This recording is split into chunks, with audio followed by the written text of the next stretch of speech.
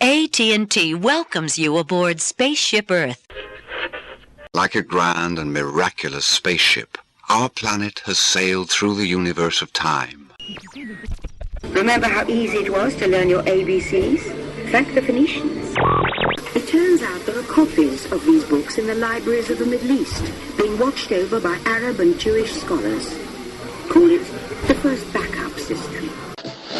Now that you've seen the future, we invite you to experience it yourself. WDW Radio, your information station. Hello, my friends, and welcome to the WDW Radio Show, your Walt Disney World information station. I am your host, Lou Mangello, and this is show number 458, and I'm here once again not only to help you have the best vacation experience when you go to Walt Disney World, but bring you a little bit of Disney magic every week with this podcast, videos, the WDW Radio blog, live broadcasts every Wednesday night on Facebook, my books, audio tours, and more. You can find everything over at WDWRadio.com and like the page at Facebook.com/WDW Radio. I'd like to invite you this week to once again join me at the table to sit back, relax, and enjoy and review the Tutto wine cellar in the Italy Pavilion in Epcot Center in Walt Disney World. More than a lounge, it is a true hidden gem, a delicious surprise, and a personal favorite getaway in the parks. We're going to sample and review much of the appetizer, dinner, dessert, and wine menus, and I'll share stories and compare how some of these items hold up to what I would eat at my grandmother's house every Sunday night while growing up. You might want to have a bowl of pasta handy while you're listening, because I promise you will be hungry, and I'll apologize in advance for my butchering of the Italian language. I'll then have the answer to our last Walt Disney World trivia question of the week and pose a new challenge for your chance to win a Disney prize package. Then stay tuned to the end of the show for more information about upcoming meets, events, and more. So sit back, relax, and enjoy this week's episode of the WDW Radio Show.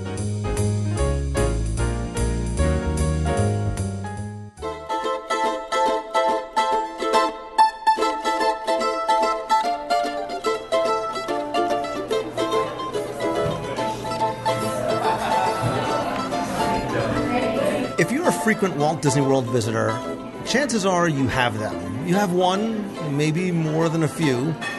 You have some of your favorite places, your little secret hideaways, your getaways, your places that you like to visit and revisit, whether it's a little nook and cranny, your favorite restaurant, your favorite attraction, or just a quiet place to get away. I, too, have more than one. In fact, I have many. Oftentimes, they revolve around food, much like tonight. You may be able to tell from the music in the background that I have returned to the motherland, and I don't mean the buffet. I've returned to Italy here in Epcot Center to visit and review for you and with you, as you are sitting around the table with me, one of my favorite little nooks and crannies, a little hideaway, a place I like to come and just get away, maybe have a drink, an appetizer, and then I usually follow that up with a full meal. And I am at the Tutto wine bar in the back of the Italy Pavilion, and we're going to do a live review of some, or as much of, the menu as we can. And joining me this week is a very, very... She's special in her own way, and I really just brought her along because I just want to hear her pronounce mozzarella as only she can do it. She is, of course, Becky Mankin from MEI and Mouse Fan Travel. Mozzarella! That's it. We're done. As long as we got that out of the way. Totally, Tony. Actually, I've already found what I'm going to get. It's the Grand Tour for $30, which includes 1, 2, 3, 4. You've obviously never done a live food review before. There's no, you don't wade into the water. You don't dip your toe. You're not talking about the atmosphere and how you feel as though you're in a wine cellar. I went right to the bar menu, and that's exactly what you did. Welcome to the table. I went right to the bar menu. Is this your first dining review? Yes, you have never invited me on a dining review before. shocking. And Wow. and I'll probably realize why at the end of this segment. Wow. You, how long? It's like 9 years now, and you've already said, hey, we need to go review that. Mainly because you know I'm going to pick up the check at the end. But we've talked about doing that. No, but the reason why you haven't done it before is because most of the places that I go visit don't have a bar. And you said, Mangello, the first time you go somewhere that they have alcohol on the menu, and here we are. You have promised me a lounge review for almost as many years as we've been business partners. And some things are worth waiting for, Becky Mankin, because I will tell you, this is probably my favorite of the lounges. We've been here before a number of times. We did the Epcot After Hours here, which we said was my favorite of the 4 different Epcot. I wish I would bring that back. We've been here before just after some time in the parks. I actually haven't been here in a long while, but this is one of those, I think, tucked out of the way, somewhat off the radar places that you can go to get away and just have a nice, quiet meal or a cocktail or appetizer, or in our case, a combination of all the above. Right, and what I really love about it is that you don't have to have a reservation to get in here. So if the need hits you for some wine, some cheese, some wonderful little selections that we have on the menu, or you do want to have something from Tutto Italia, you can get the full menu in here too. So I like the atmosphere too. It's Italy. It really is Italy. And having been there last year, you walk around and you kind of feel, if you close your eyes, you forget that you're in Walt Disney World. It's very authentic. Yeah, I have not been to Italy as yet. I know. My dad always... I'm going to cry. My dad always wanted to go and never made it there. So this is as close as I got. As close as I got was probably my grandmother's basement, which this sort of reminds me a little bit about, with a lot less fighting. But it does, and there is something about the theming. Again, you walk through that portal. We came from a scorching 117-degree high humidity, and you walk in, and you do feel as though it's a cooler, almost, I don't want to say damp, but you get out of that heat, and it's a much cooler environment here. There's obviously no windows. The only natural light comes from the front door. So no matter what time of day it is, it has an atmosphere that doesn't change very much inside. Yeah, and it really, when you first walk in, they greet you and say thank you, grazie, and prego when they're saying thank you. So immediately you're also getting immersed into Italy with the people from Italy that staff the location. Unlike when you went to my grandmother's house, she would greet you with, "You're late. What, are you hungry? No? Here, have some pasta." Oh my gosh, this is totally hitting me, that all of this food obsession that you have all came from your grandmother. Is that what we're saying? No, this is all me. Look at me. I work very hard at this physique. But if you've never been here before, it is heavy wood beams, the dark floor, the dark woods. I love in that secondary room, there's the fireplace with the antiquated iron chandeliers. Even the light fixtures in here are so unique. And you having been to Italy before, this very well might feel like something that is authentic to the host country. Absolutely. I have been in bars and restaurants in Italy that look exactly like this. And the worn walls, the worn look to it, it feels like it's something that's been here for hundreds of years and is just updated for our current standards. It really does look like places that you would dine in Italy in any of those little villages along the way, or right in the middle of Rome.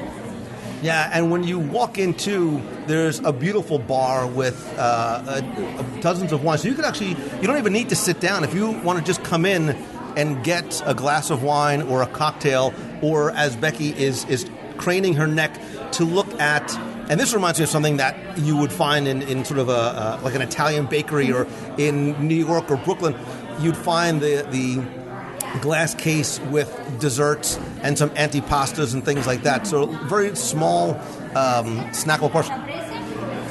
Nope, not yet. Not as yet. Nope.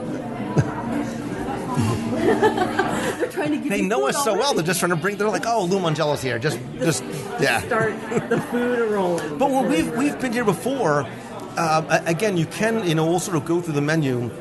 There are entree portions that you can get, but one of the things I love doing, and This is why I love the holidays at my house, because you could just, usually what you do is you just stand in the kitchen and you just graze over the meats and the cheeses and wines and artichoke hearts, and they have a lot of that here on the menu.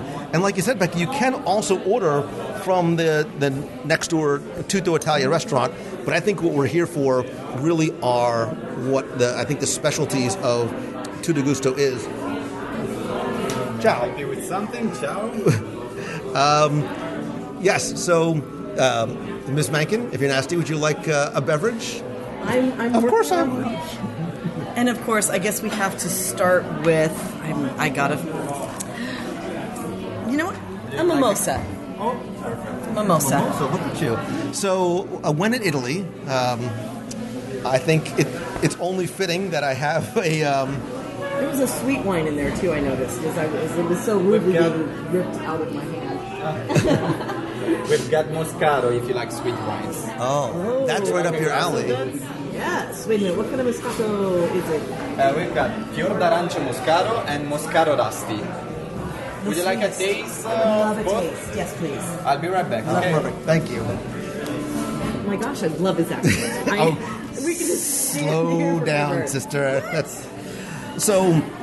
I grabbed the wine menu out of your hands because it's, first of all, it's huge. It is incredibly extensive, and admittedly, I am not the wine connoisseur that I wish I was. I wish I knew more about wine. You know one word. than I do. It's called conundrum. That's pretty much. No, I mean, I think I have certain types of wines that I like, but I'm also not one who would say I don't like this or I don't necessarily like that. I think part of life's great journey is experimenting. So oftentimes I'll go, and here I'll get a recommendation. But one thing they have here that's really nice are the wine flights. They have a variety of different white and red wine flights that range from about $15 to $19 or so.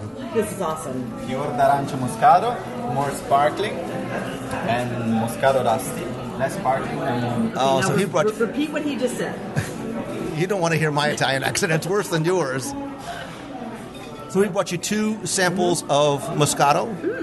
And one's sparkling, so it has a little tickle to it, which is really nice. I have a feeling this one's going to be a lot more sweet.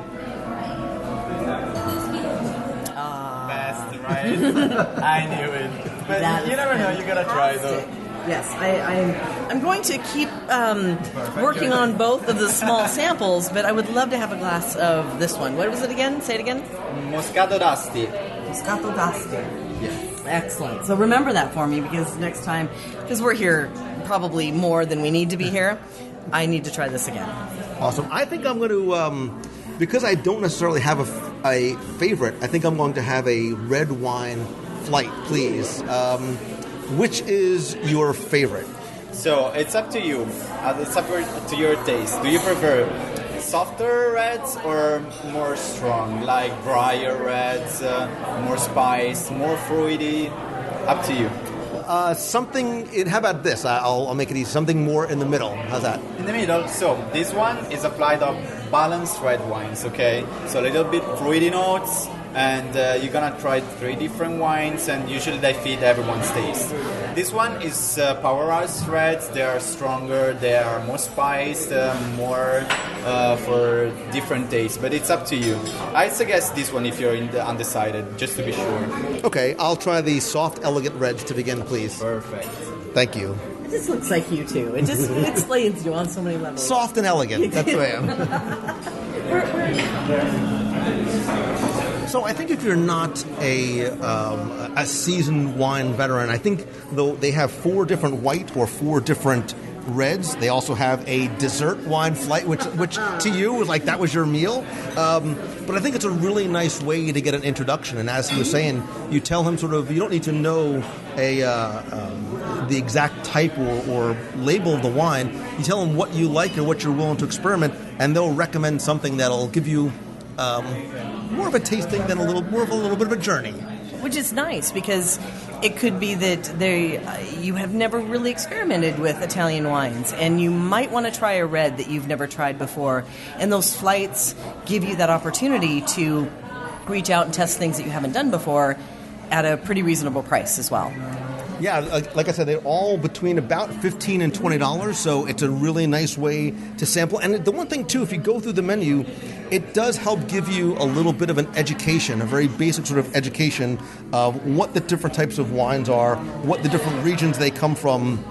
And again, that's why you have, servers that are very familiar, whether it's something like a Prosecco, something that you like, or a red, a white, a rosé, if you want something sweeter, if you want something drier. And I will tell you, the wine menu is about, 10 pages long. You can get it by the glass. You can get it by the bottle.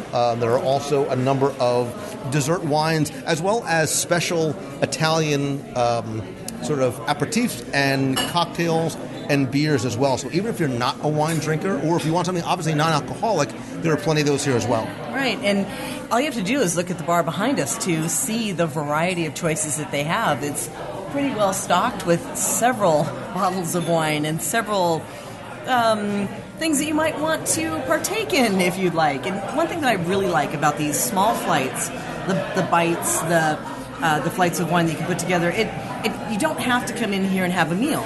You can come in and just sit down with your party for an hour, have a few things to nosh on before dinner that's going to happen later on, and still just have a relaxing time for a good price. And I think, too, as in the pavilions themselves, I think you have an opportunity to learn here. So they also have they have a wine flight called the Best of Italy.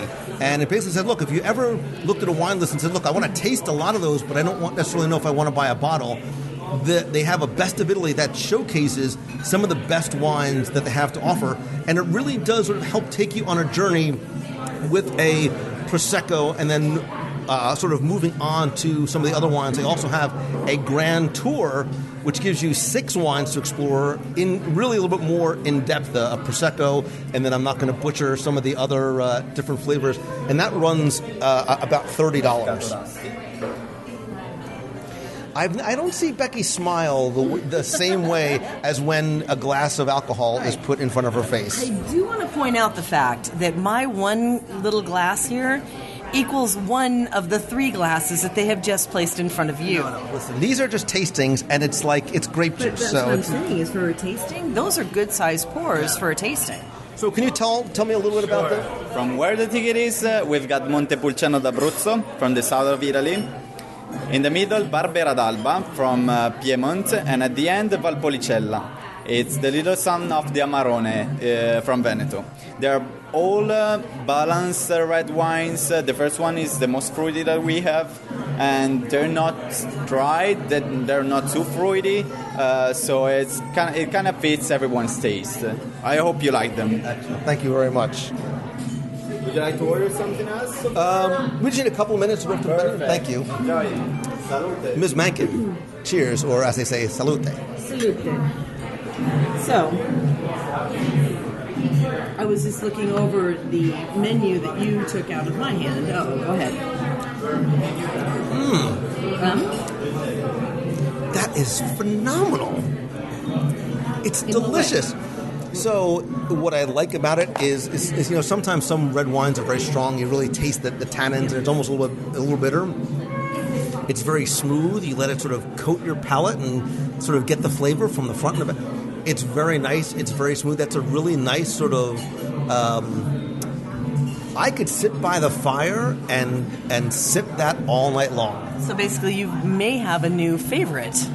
I have no idea what he called it, but what's nice is that they do give you a little card. So if you do find one that you like, you can come back and order it again.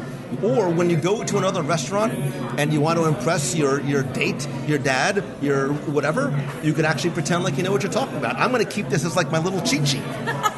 And one thing that I really appreciate as I'm looking through this menu as well that kind of describes the flights is that, when you go into some Italian restaurants and it pretty much is all in Italian, so you don't really know what you're ordering and you're looking for the interpretation underneath what it is. This, for flights, is really well done because they start with things like all bubbles all the time. That's going to tell you right away that you're looking at something that's going to be a sparkling version. Then you've got the crisp Italian whites. That tells you something. The anytime whites. So it really does kind of describe, so you don't feel like you're kind of lost in the menus, which a lot of people do get kind of intimidated by them. The sweet dessert flight, of course, we've already been there. But Under the Tuscan Sun is another one that pops up from the hills of Piedmont. So if you're from the area or familiar with the area, that's going to tell you the wines that are from there. Soft, Elegant Reds, which is the one you chose. And then they also have the Powerhouse Red. So if you are looking for those tannins and that really deep flavor, you can just go right to that one. So you don't have to be intimidated by the menu to make a good choice. And let's be clear, too, it's the Tutto Gusto wine bar, and yes, we are sampling some of the wines because Becky, but one thing that I think is very surprising about this, that I think this is why it's a hidden gem, is that they have an extensive menu, and I don't just mean the menu from Tutto Italia that they give you, but you're given a board, a clipboard that has 2 columns of different items. So one thing they have are Gusto plates, which are for 2 or more people. They have wow, I'm really blind.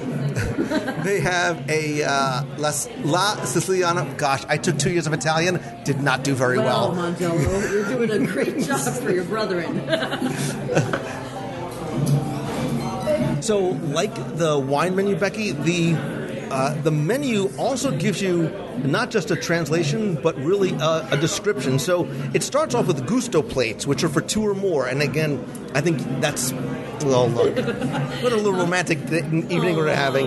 La Siciliana is $27 and says, throughout history, the island of Sicily has stood as a crossroads to many cultures and people, resulting in a country steeped in food traditions. My mom was half Sicilian. And it includes 3 items. Fior di latte mozzarella, which is pasta filata, handcrafted, made from cow's milk. Cacciatorini, which includes black pepper, wine, marinated beef, and pork-cured sausages. And caponata, which is Sicilian eggplant salad, which is phenomenal. They also have La Serenissima, which is the medieval name given to the Republic of Venice. And you can taste the richest of cheeses from cows grazing the upland pastures of the Dolomites, asparagus from the fertile fields of Bassano, and fruit of the Adriatic Sea.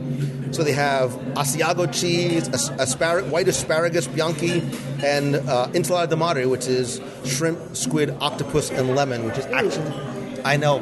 Grandma made that all the time. That was not one of my favorites. Is that something that was typically served by your family? Was that? Oh, yeah. Every holiday, and especially like Christmas when you have the 7 fishes, you start off with the seafood salad.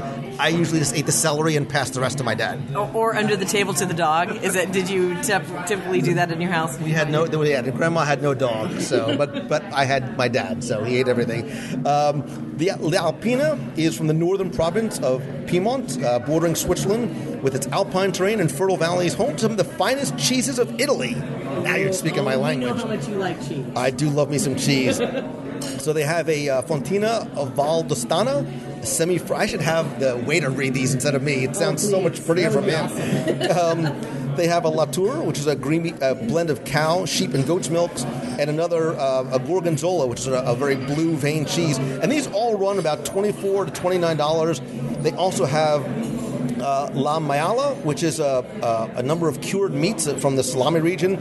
So there's prosciutto Parma, Finocchiona, a fennel and pepper flavored salami, which is awesome, and small dried spiced pork sausages known as salametto, and La Campagnola. Oh my gosh, I'm butchering this. My grandparents are rolling over in their collective graves. It's a variety of the fruit of the countryside. Olive oil marinated artichokes. Hello. Marinated Cerignola olives. Not an olive fan. I just want to put out there right now, and bruschetta. And you make fun of me for the way I say mozzarella, which is... No, but I'm supposed to know these. So, I think we've had these before. I think we've come here, and I think we ordered a meat and a cheese appetizer. But there's also another full menu. They have cavatappi, which are corkscrew-shaped pasta in a pomodoro, which is a tomato sauce with mozzarella, a gambaretti, which has shrimp, chili, garlic, and tomatoes, and a ragu di agnello, which is a lamb ragu and pecorino. Those all run $12 to $16. Gusto specialties include meatball parmesan, meatball sliders, ravioli di ricotta, and insalata di aragosta, which are obviously meatball parmesan is meatballs with cheese. They have sliders, ravioli, and a lobster salad. Panini means small bread. That's one thing I learned in Italian class. For you. Panini? Oh. So you can get, for $8 you get a single choice. For $14 you get two choices. And there's 5 different ones with gorgonzola, fontina cheese, prosciutto, mozzarella. And then dolce is Becky's favorite. That means dessert. There's cannoli. Hello. Caramelito, which sounds like a little caramel, which sounds awesome. Tiramisu, Nutella chocolate cake. Shut the front door. Did you just say no? All right, separate checks. Nutella and I just... What? I'm not a Nutella fan. Oh, we're done here. We had a nice run. And then they have a chocolate and vanilla panna cotta. See, but here's the point, though, is that if we get that little flight, the dessert flight what they have when we look at that, all the Nutella is yours. I won't even touch it. Who doesn't like Nutella? What's wrong with you? All right, I want to point out before you get back to there, there's a You're still hugging the alcohol menu. I'm still looking at the alcohol menu, but Shocker. There's a couple of things just to point out that you don't have to have wine, like you said. They do have cocktails, including the Bellini, which I might have to move to that after this because Bellini rocks. But they do have Italian margaritas, martinis, the martini your way. They also have different types of sodas, spritzes, which are wonderful in Italy. That's what people do in Italy all the time. They sit down and they get their spritz, which I didn't even realize it was a thing until I went to Italy. But I just noticed here, too, they have a good selection of beer, and they have a build-your-own beer flight that is available for $18. So you can look through the available beer and do a beer flight if you're not a wine person. So it's another option. You know they have food here too, right? You didn't hear one word as I said as I went through this menu, did you? I heard you butchering the language of your brethren is what I heard. So. I'm embarrassed. I did not do well in Italian in school. You said you took 2 years of Italian? Well, I took 2 years of Italian after taking 2 years of Spanish, and I will never forget getting an Italian test back. It was not a shining moment for me. And I went over and I talked to the teacher afterwards. He said, "Listen, Lou, you're close, man. If this was if this was Spanish, you would have gotten a B. But it's Italian, you got a D." There's sometimes I just don't know what to say. I'm just missing the language portion of my brain. When your last name ends in O, you should probably understand how to say things like prego. I know how to order off the menu, and so that's the thing that's important for me. So. You know what you do is you point at it. That's how you order off a menu, and you're not exactly sure what you're going to order. Out of all those things, and I remember we were talking about doing the evenings after, what was it called, the after hours? Hot after hours. Yeah, that was fantastic because they had put together several of these plates that were paired with a flight of wine. And that was such a great idea, and I wish they'd bring that back. I hope they do return to that. It was offered here, Morocco, Mexico, and UK. And I think we did them all except Morocco. Yep. Yeah, we did. And I remember the UK one was really good, with the exception I stared at that Scotch egg for a while. Oh, I love me some Scotch egg. I think you took my Scotch egg as we talked about that. But the desserts on that was good, and had the beer flight over there more than the wine. So we had to kind of go off menu that. But the other one with Mexico was really good. That was good. If anybody's listening, please bring that back. And what we liked about it, too, first of all, it was a great price point. I think you got a lot for the money, but I think the payoff was when you were done, you walked out onto an empty promenade and you sort of had Epcot to yourself. Yeah, that's one of my favorite things to do here is after Illuminations, you sit down, you kind of wait for the crowds to thin. And clear out all the children. No. Make way. I was wondering when you were going to hit on that one. Wow. Anyway, no, not at all. It's the music, the lighting, no crowds. I don't care how tall or short they are or what their age is at that point. Thinning out the crowds is nice. But I also like the fact that you could order these plates and maybe try something that you may not normally try if it was part of a larger portion. Yeah, and that's the thing, too. It's a nice sort of sampling menu, especially the plates for two, which by Lou definition is a plate for one, but I know how to share. It's okay. Really? I do. I share well. But the fact that you can come in here and get a full plate of pasta or a panini, or if you want something just like people, you can, if you want it just sort of a snacking portion, you can do it, but you can also make this a full meal. And again, like we said before, this is a walk-up. Yeah, and the meals that, again, it's the actual menu from Tutto Italia. So you have everything on here: the pasta dishes, the steak dishes, the meat, the seafood. They have their full menu to order from. So if somebody's really hungry and someone's not, this is a great place to come because then you've got the balance of both. Yeah, this is, and I love the atmosphere here. I love the food here. So what are you thinking in terms of this evening's? Are you thinking full-blown pasta dish from Tutto Italia, or are you thinking, I think we should order off of the Tutto specific menu? Okay. I'm up for that. What sort of hits you for? Listen, I believe in ladies first. So what is it that you see on the menu that you're somewhat able to translate that you like, or you can ask your new little friend to read it for you? So you're swooning. You kind of swooned. Oh, all right. All right, slow stop it. Wait, no, I like it, an accent. It really is. It's kind of romantic. In a place like this is a good date night place, I would say, because it does have that. Present company accepted here. It does have a romantic atmosphere. It is somewhere where you can kind of snuggle up and have a good conversation. It does feel a little crowded because there's a lot of tables, because it does handle a good crowd of people, but you don't feel like you're crowded even though there's so many tables. So you can have a good conversation. You're not feeling like this person's next to you is listening to your entire conversation. It does have a very relaxed atmosphere.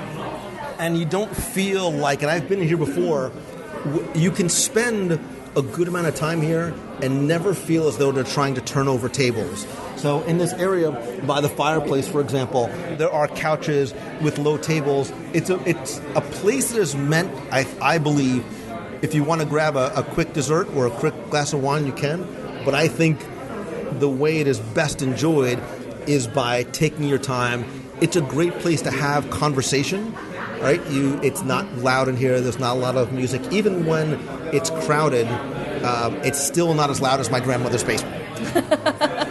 Yeah, you're right. It does get a little bit atmospheric here, but that is also what I experienced in Italy. This is, like I said, close my eyes, I could take myself back to the trip that I was there.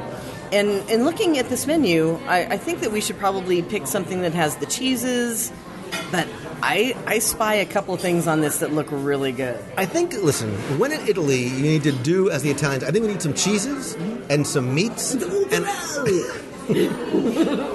see, on cue. Here comes our Is everything good here so far? Everything. The wine flight is delicious. I'm really enjoying it. So what do you recommend? We want to have a nice sampling of, I think, some cheeses and some meats and maybe a pasta to share.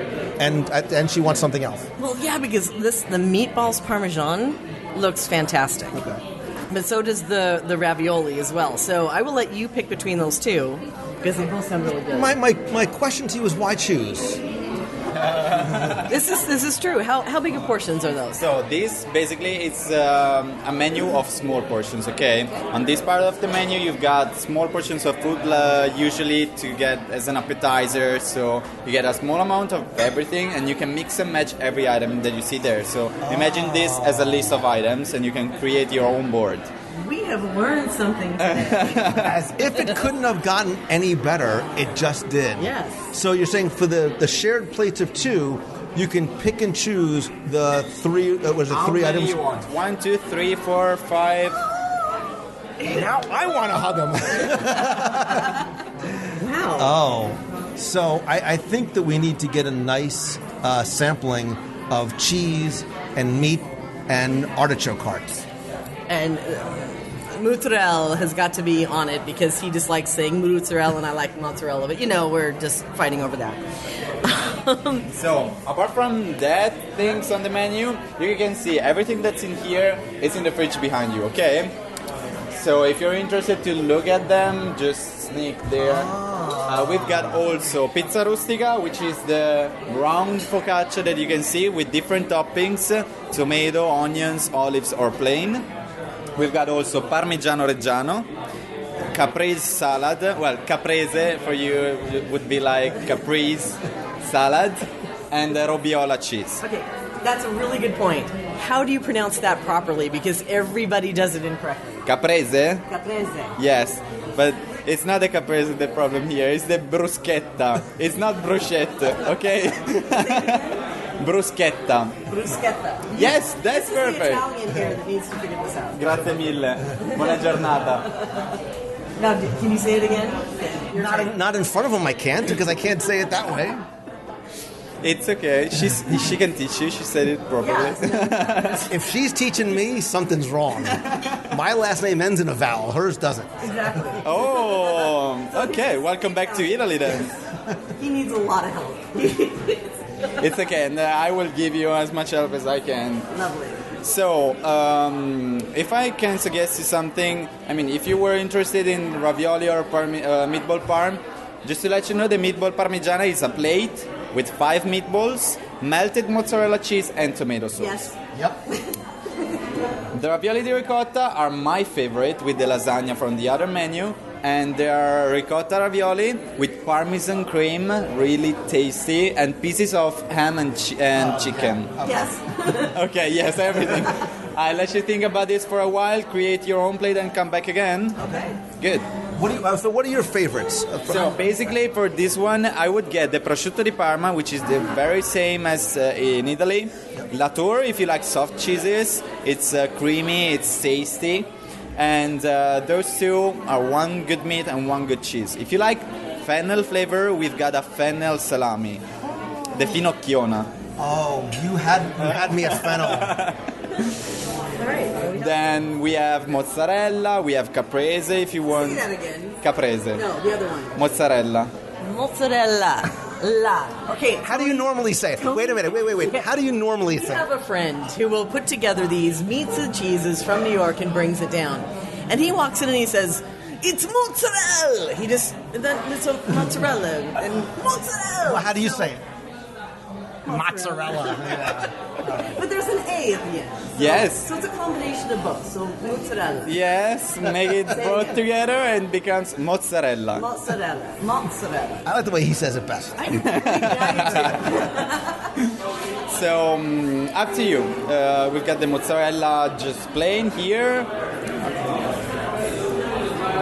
I think we need to do that because now that we've practiced it so much and we've driven everybody crazy, we have to try the mozzarella.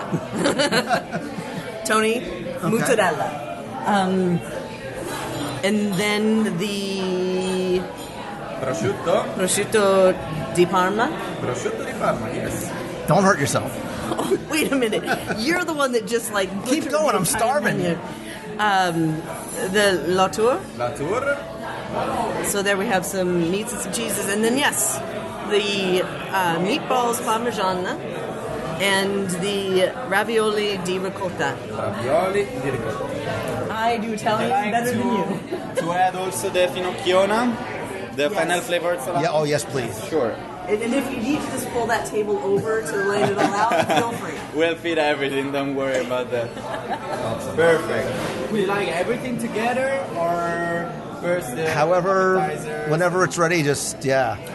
Okay, good. I'll bring as soon as possible the appetizer, and then when we're ready, bring the meatball slider. Thank you. Parmigiana and ravioli. Thank you so much. Would you like to get the menu? Yes, please, if you don't mind. This is what. So just so I'm sure this I'm going from here.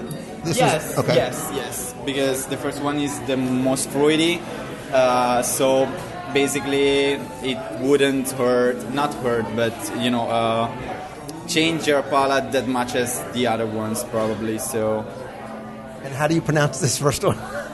the names of the wines: Montepulciano d'Abruzzo, Say that. Say it. Nope.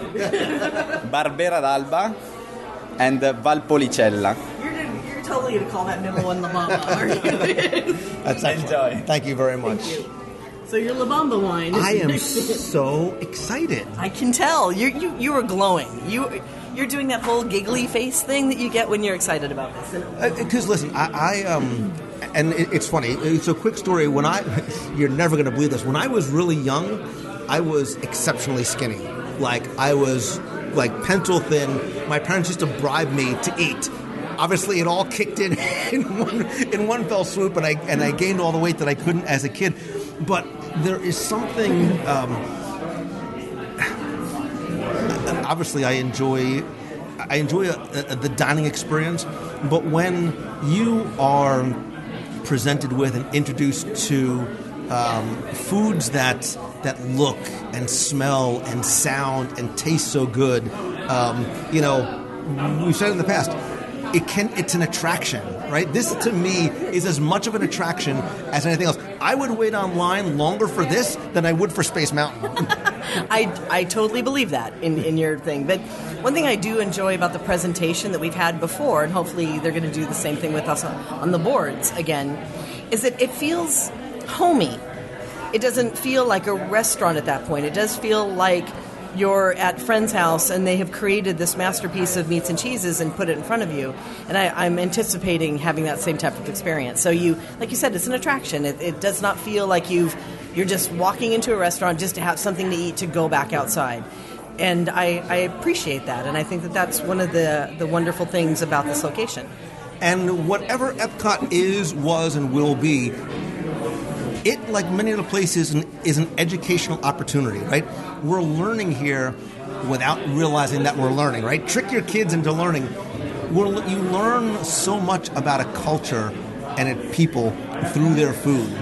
And to hear the way he describes it, right? He takes the time to really make you understand what it is that you're ordering, which, especially if you've never had food like this before, it's not threatening, it's not intimidating at all. Right, and not to go out on a tangent, but one of the things that happens in Epcot, like you always talk about people walking through Magic Kingdom way too fast because they're not looking at the detail, because they're going right for a queue line. Here in Epcot, one of the most magical things about it is getting to know about the countries through the people, because they're here from that country. This is their homeland brought together in the Epcot space. So take the time. Ask them where they're from. Ask them about the things around their home sitting where they were grown up. He talks about small villages. I have driven through those small villages, and they look like something out of the 1100s, and they just update it for modern life. But it really doesn't. It always has that charm. So I bet if we had an hour to sit down and talk to him, we would hear all kinds of stories about the homeland, and you might learn something about yourself there too if you're not careful. But he could read the telephone book and you'd be happy because you just like his accent. Well, okay, granted, I will admit to that, but it's true of all of these places. So if you go to any of the restaurants or any of the lounges, yes, that I have been to once or twice, you get to learn something. It's a learning opportunity if you take the time to ask the questions. And I think it also prepares you. So if you go out again and you go to an Italian restaurant and you're just used to ordering something that is relatively safe, pedestrian, now all of a sudden you're armed with a little bit more of knowledge of what the words mean, what the flavors taste like, and you can be a little bit more adventurous, not just here, but when you leave the confines of Epcot Center. Yeah, and again, it comes down to that. Yeah, there's spaghetti on the menu if you want it. It's there. There's things for the kids if they're picky eaters, because they typically are. But as an adult, come in here, take a little taste of something. You might like it, you might not. But you haven't invested into a huge bowl of whatever the pasta that you're going to try. And it allows you that ability to graze a little and make discoveries. And because the portion sizes are smaller, the price points are obviously much lower too. So there's nothing really on the menu that other, the Gusto plates for two or more, which I think was fascinating that you can sort of mix and match. And I never knew that before, because the way it is arranged on the menu, it does look like here's a group of three and this is what you get, and it's priced for the group of three. But now knowing that you can add to it, that's a bonus. And none of the other appetizers really are more than about $12, $14. The lobster enchilada is a little bit more because lobster. But your price points are very accessible. So you don't have to worry about, I don't want to order this because it's a $28, $35, $40 entree. You can get a bunch of small things and sample. I was going to say, even for lunch, if you have, say you have a dinner later on, if you did an early lunch in here, you could probably feed 4 people for a really reasonable amount, have great conversations, have a great glass of wine or a beer flight, and really have an enjoyable time. Oh, that means food's coming, just so you know. So one thing I love is, we first start tasting food not in our mouths but with our other senses, and the way it looks is as important as the way it smells and certainly the way it tastes. And I love just the simple presentation of the different cheeses and the meats, and you can see it's like it's a wet mozzarella, and there's little pieces of like Italian toast, for lack of a better word, and breadstick. I could do this all day, all night, no problem, just picking the meats and cheeses like this. Yeah, and that's what I was talking about. It is in that presentation where you don't feel like you're in a restaurant. You feel like you're in somebody's comfy home, and you're breaking bread together and picking through and hopefully grabbing the bruschetta before somebody else does, because it's a nice portion size for 2 people. And by the way, that's a lot here. There's a lot here. There's a lot here. Me too. I didn't realize it was going to be so much. So we're going to have a lot of food in front of us. So I hope you're hungry. Where are you starting? Have you met me? Am I hungry? I'm going right for the prosciutto. And what I love about prosciutto is it's a sweet, fatty type of meat. Okay, so everybody that just heard that, rewind and learn how you say that, because prosciutto is not it. Oh. Fantastic. It is phenomenal. Okay. It's buttery. It has a buttery consistency to it, and it's sliced nice and thin. Are you going to finish that? Mm-hmm. Oh my gosh, that really does. It's smooth. It's got so much flavor to it. And it does. It almost sort of melts.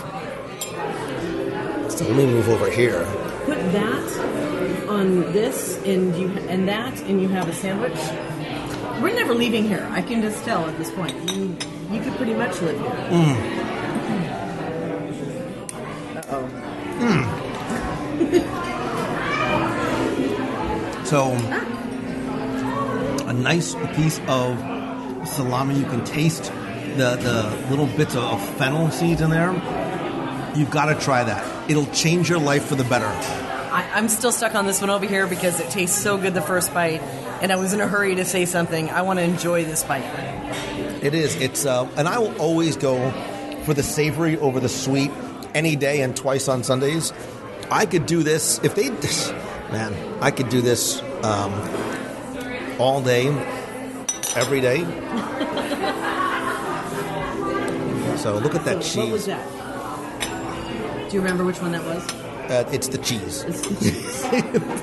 It's not the mozzarella. It's the other one. Goat or... Becky, try that. It's creamy. It's sweet. It's a very soft cheese. So even if you wanted to just eat it by itself or dip your little breadstick in it. That's the one that's mixed. So it has some goat cheese to it. And yummy. Honestly, that's all yours. Listen, I love the fact that you don't love this. I'll go on the other side. I'm admittedly not a fan of goat cheese. It has a aftertaste usually and a texture I usually don't enjoy. But this one is, because it's blended, it has it's got that smoothness to it, and because it does have the other 2 cheeses with it, it does have that sweetness that a goat cheese typically doesn't.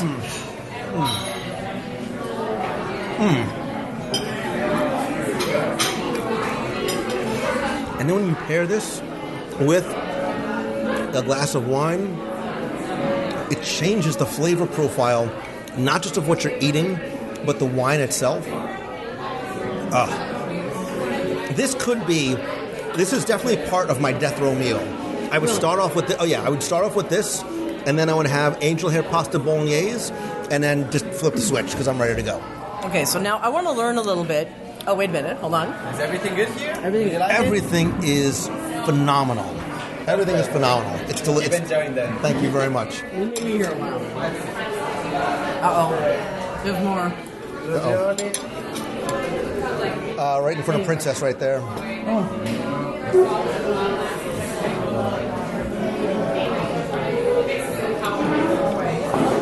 Thank you very much. Would you like some Parmesan cheese or fresh pepper? Yes. Parmesan, yes. Buon appetito. Thank you. So we just were brought the ravioli and the meatball sliders. So the ravioli, I was actually expecting a much smaller portion with maybe 2 or 3. There looks like there's about 5 or 6 in there. And they're probably a little bit larger than I thought too.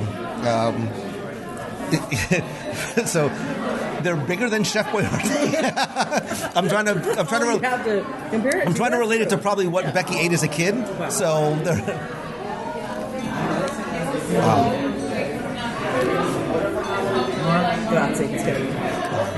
I'm good, thank you.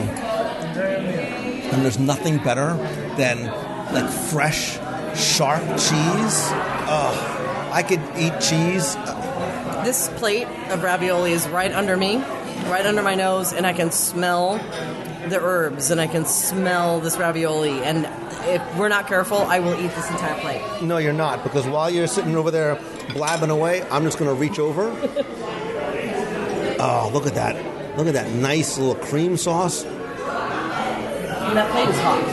So I'm saying eating with the ravioli is kind of hot. You just shove the whole thing in your mouth. Again, it's sweet and creamy, and you can taste the different cheeses. One thing too about ravioli, like any pasta, it needs to be cooked properly. It can't be too soft. It can't be too doughy. You also don't want to undercook it. It literally, Becky, it melts in your mouth, which is exactly what ravioli is supposed to. You going to finish that? I'm so far behind you, I just tasted the salami, which is amazing. Again, it's very flavorful, but you know how sometimes salami can be overpowering? No. This is not. For some of us, our palates, salami can sometimes be overpowering. That is a really smooth, nice taste to it. So what you got to do, too, while you're doing that, is we haven't even touched the fresh mozzarella, and what I like is that it's a wet mozzarella, so you see that the outside is a little wet. It's definitely fresh. You can even see how moist it is inside. Oh. No, don't eat that. You're not going to like that. Yeah, you don't. It's covered. It's got sea salt on the outside, which brings out such a deep flavor in it. And same thing, too. It's that perfect texture where it has some density to it. Yeah. But it still is like butter. See, and that's what's amazing about this type of cheese is that everybody thinks they know mozzarella. I'm just going to go anywhere I want to with that word. They think they know it because they've tried it from a grocery store, from Kraft. All right, just stop it. But that's what I'm saying, is that this has such a wonderful flavor to it that you don't expect if you've never had the wet version and something that's fresh like this. It is really amazing. So now you take a little bit of the mozzarella, you take a little bit of the prosciutto, and you put it on a little piece of this bread right here, and that right there, that's a party.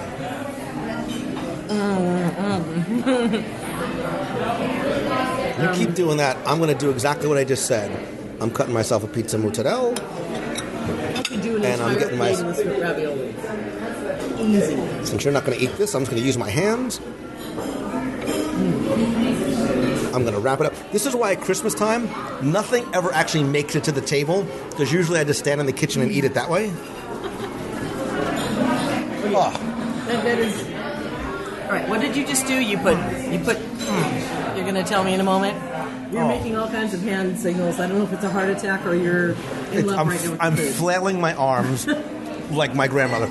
I cut a nice semi-thick piece of the fresh mozzarella. I had it with the salami, but you can have it with the prosciutto. Just wrap. You don't even need the bread. Like, you don't even need, well, but you're going to have it with the bread, which is fine. Because we're Italian and we like our breads. The same thing with this, and a little bit of this. And I love the fact that you don't like all the meat. I like the meat. I like the salami. It was very good. I like this better. Because it's a lot just smoother. Oh. And again, when you pair it with a wine, it changes the flavor of everything. The wine has a different taste to it. The meat and the cheese, it brings out another a richness to it that you didn't recognize before. Have you moved on to the middle one, your La Bamba? You're calling it the La Bamba. I'm calling it. But you knew the middle. I'm just calling it. That's what you're I'm calling it the middle one.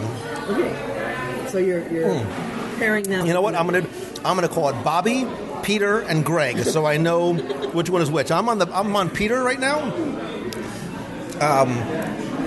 It's a little bit drier. It's a little bit fuller, so you can even see the colors of the wines you move down get to be a little bit deeper. And and it makes sense doing it this way, as I had the lighter one, and then as I'm pairing the wines with the meat and the cheese and the bread, it can get a little bit richer. You can taste a little bit more of the tannins in it. I'm this. We're never leaving here. If I go right here, just know that I went a very happy man. Extremely happy. And I can tell because I know how much you enjoy Palo on board the cruise ships. This, dare I say, somewhat is superior to the Palo experience when you've had these types of touches. I think I like this ravioli over what I've had at Palo, which is saying a lot because I love that ravioli. You like this better because you didn't have to actually stand up to go get your own food, too. And we didn't have to stand up to get our own food here either, just to be fair and balanced. Yeah, that ravioli is pretty rockin', isn't it? Oh. And the cheese, the sharpness of the freshly grated cheese on top adds to that creamy texture of the ravioli and the sauce. That is exceptionally good. You keep doing that. And you know what, too? There's a lot of food on, like, the piece of mozzarella that you get is about baseball-sized, sliced in half. I'm going to have another piece of this prosciutto with the mozzarella. And I'm just going to use my hands because we're all family here.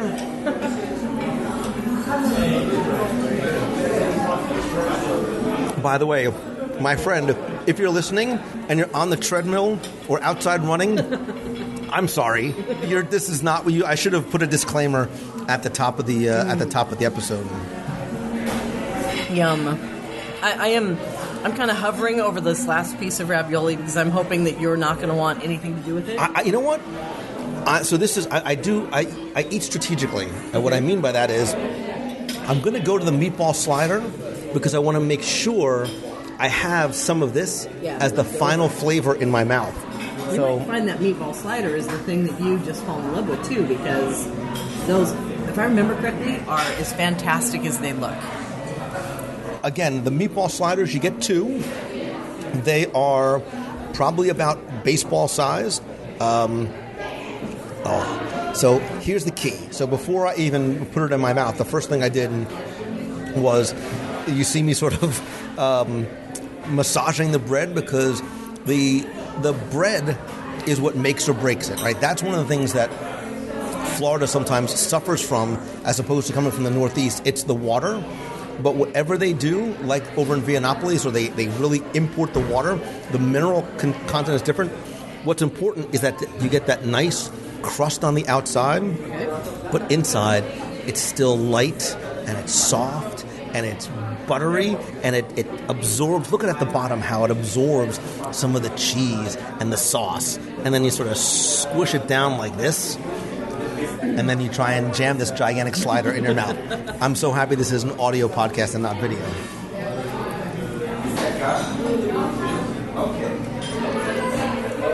Mm-hmm.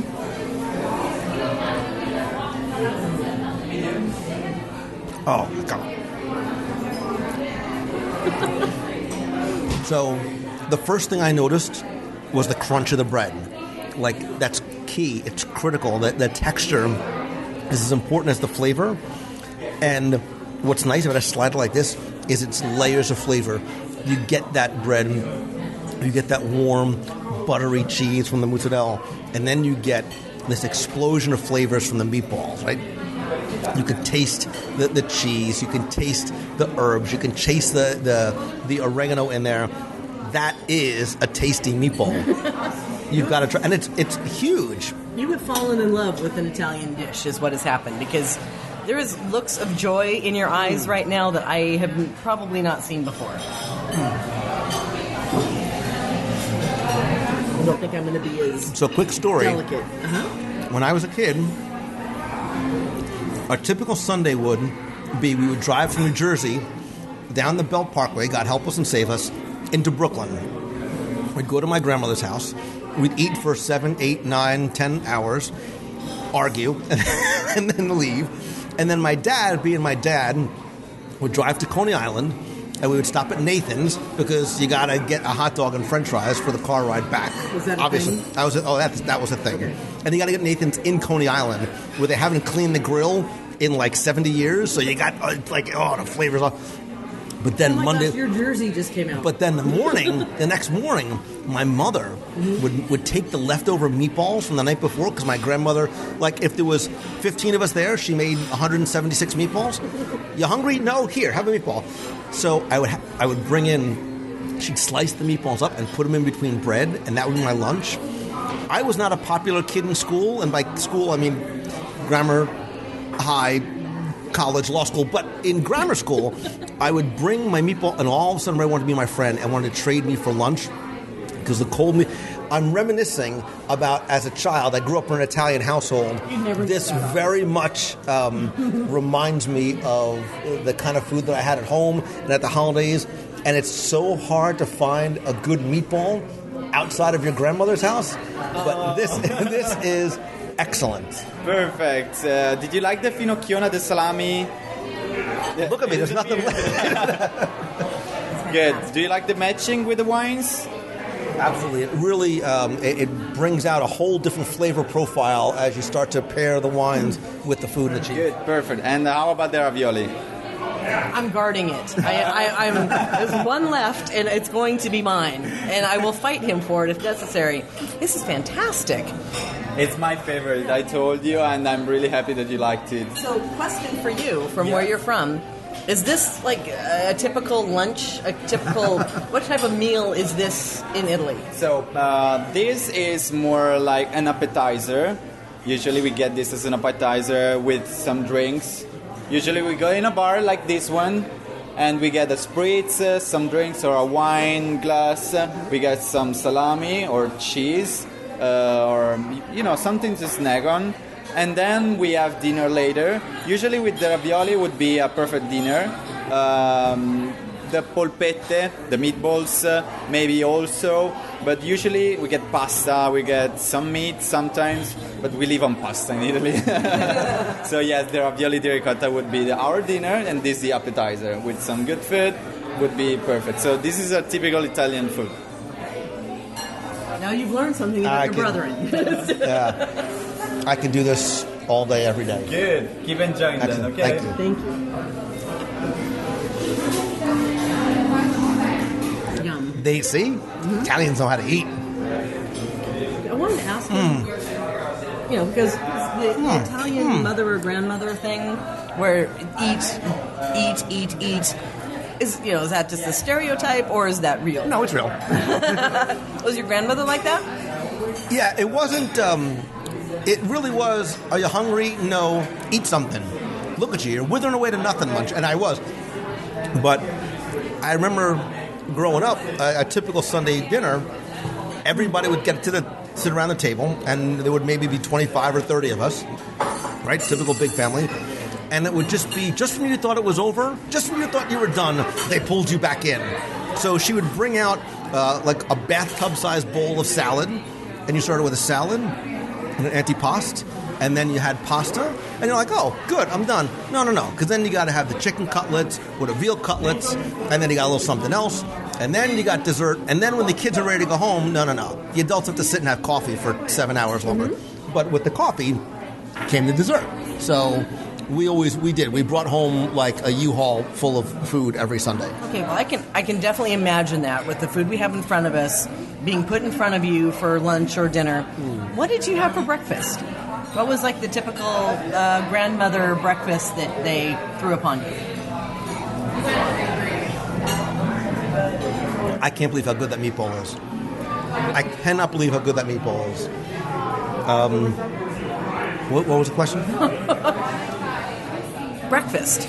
Because you think of Italy, you think of savory, you think of meats and cheeses and pasta. But what was a breakfast from your grandmother? What did she make? So she didn't live with us. We didn't live there. But as a kid, I remember growing up, typical Italian breakfast, Pop-Tarts, Apple Jacks. All right, that's exactly what I was kind of shooting for here. So for you, were you like that kid that had one type of cereal that you had to have, and if it ran out, you were going to die? No, because usually I'd go to the store and I'd buy cereals based on kids. You're not going to. They used to have prizes in them, like good prizes in them. So usually I would buy it based on the prize. But we usually had a lot of different cereals. My mom always cooked. However busy she was, she always cooked for us too. But I wasn't. Believe it or not, I know you can't imagine me not being a big eater. I was a very picky. Did not eat a lot when I was younger, so that's why I'm making up for it right now. All right, so when you're talking about prizes, what was like the thing that you had to have in a box? Do you remember? Well, it depended because a lot of times they would be timed to the release of a movie or a cartoon or whatever it was. But you used to have like real substantive prizes. So I would get cereal and I would just jam my hands all the way down into the bottom or just dump them out and sometimes usually not eat the cereal, just go right for the prize. So that's why you didn't eat, basically, because your hands were covered with Cheerios or whatever it happened to be. No, Cheerios were a little bit too healthy. I usually wanted something. Do you remember Sugar Smacks? Yes, absolutely. Sugar Smacks were good. Count Chocula rocked. I loved that. Blueberry. Really? I wasn't It was healthy. Fan. Oh, this mozzarella is so good. Yeah, that's why I just took a huge chunk and I'm just eating it plain because it's that awesome.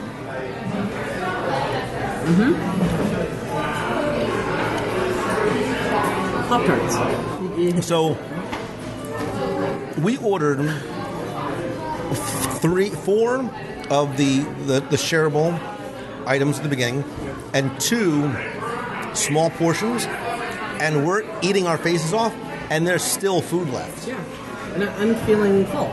I'm so happy you said that. I am. It really is a filling meal when you add in the cheese and the breads that come along with it and the bread sticks that you kind of dip into the cheeses.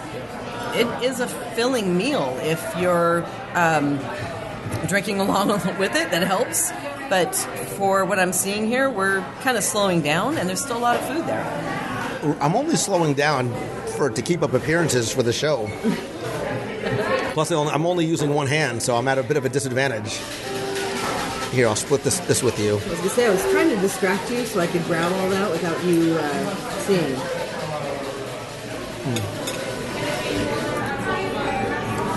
I think this is so wonderful. And it is. I think it invites conversation, right? You're able to sort of pick at these foods as opposed to, normally when we go out to eat, you hover over your plate like a prisoner so nobody else would touch your food, but we're actually having a nice time. But, speaking... Yeah, because normally I see your fork coming at my food at any given time. You see that I keep looking over at that last ravioli but that's all you. We will split it. No, that's split it. Sweet pea, that's all you because I know you don't like this cheese. That cheese is all so you can I'm take gonna... out in the last of the, what are you calling it, prosciutto? We're going to have a lesson, and replay this on how you pronounce all these things. So later on, when we have a big argument, when we do the meats and cheeses thing, we can replay this exactly how it's supposed to be pronounced. And you know what's nice too? Is as opposed to sitting down in a restaurant and ordering a pound of pasta and bread and meatballs and sausages and all these things, we're eating a lot of food to the point that we're full, but I don't feel stuffed. Like there's some meals you're like, I ate so much, like roll me out of Epcot. I still feel really good. I mean, not that I'm done yet by any stretch of the imagination, but there's a lot of food here, and I don't feel bloated, gross, Yeah, especially, it's warm out there. And for me, I don't know about you, but when it's really warm and you're walking around, you don't feel like a heavy meal. And out there it was, 87, 89 degrees, 90 degrees probably when we came in. And I typically don't have an appetite at that point, but this is light enough that you don't feel weighed down. I don't feel like I'm ready to get up and go stand in line to go see Frozen or something at this point. I feel fine. So I just moved to my third of the sampler of wine. Again, it's not just a sip. I mean, you really have... it's even more than a tasting. This is the Valpolicella. I don't know, that wasn't that bad. I think that's the only one. And you can see how it's a much richer, drier, spicier wine, and it makes the cheese and the meat taste different. They complement each other so well. It does. It changes the way. It changes the profile of the flavor. Yeah, as I'm sitting here sipping on a dessert wine that's very sweet, but it actually adds to it, because when you do have these different flavors, some people would like this. Their palate wouldn't enjoy a very sweet piece against the savory, but it actually is good for me, and I'm actually enjoying. And to be clear, there are kids here. I mean, Becky's made sure that they sit far away, but there are kids here, and certainly you don't need to have wine. You don't need to have an alcoholic beverage. There's a wide variety of Italian sodas. You don't need to have an alcohol. You don't need to have... You're in Italy. Do you know, in Italy, what I found was really interesting is we would go to these little towns, and we would stop along the way, and we would go into these restaurants, and the kids were drinking wine. Because this is America. So I know in America, it's 21 and older kids.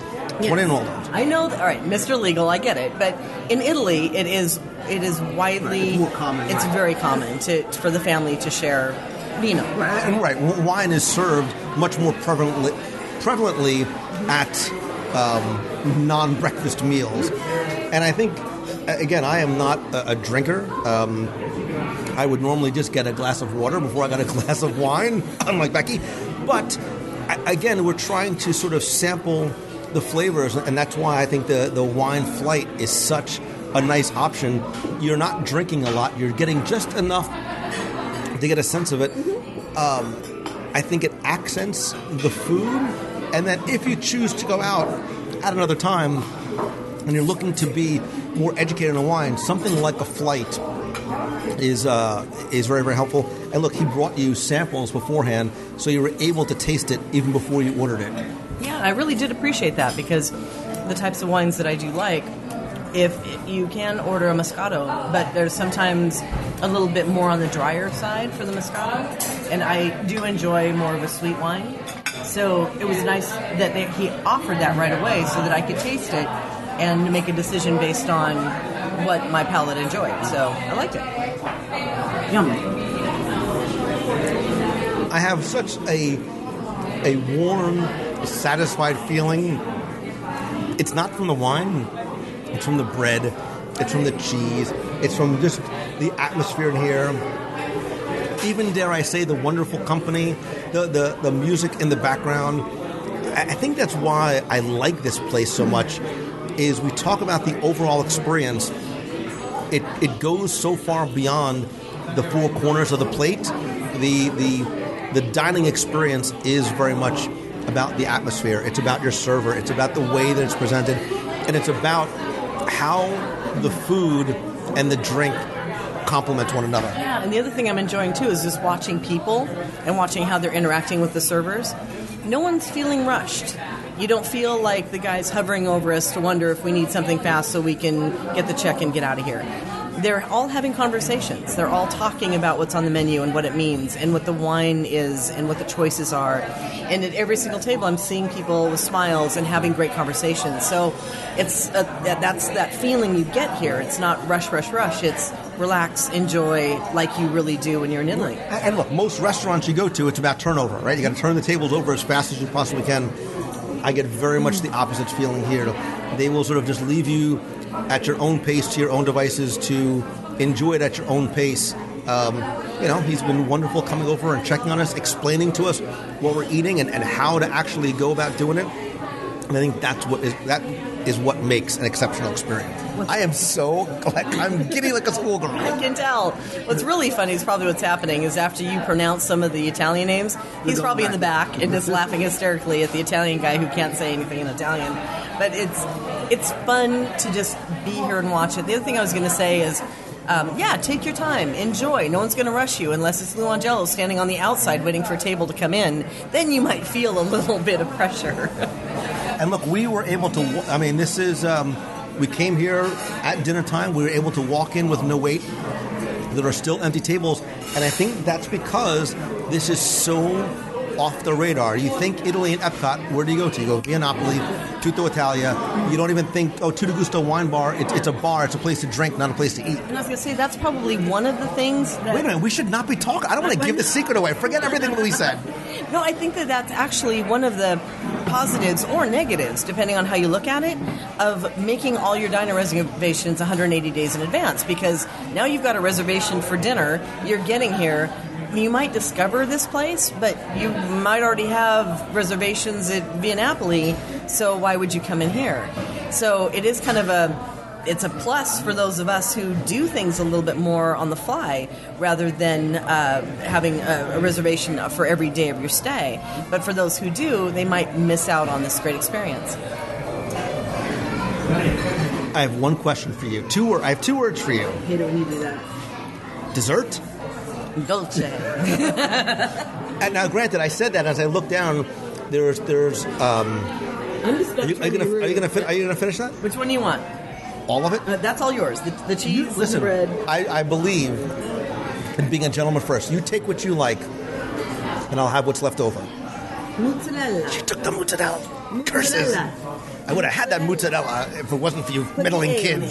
I will. Oh, now you're giving me Italian lessons? Really? Hey, you're the one that you keep pronouncing it incorrectly. Whatever. I'm not even paying attention. I'm taking this and a little bit of this.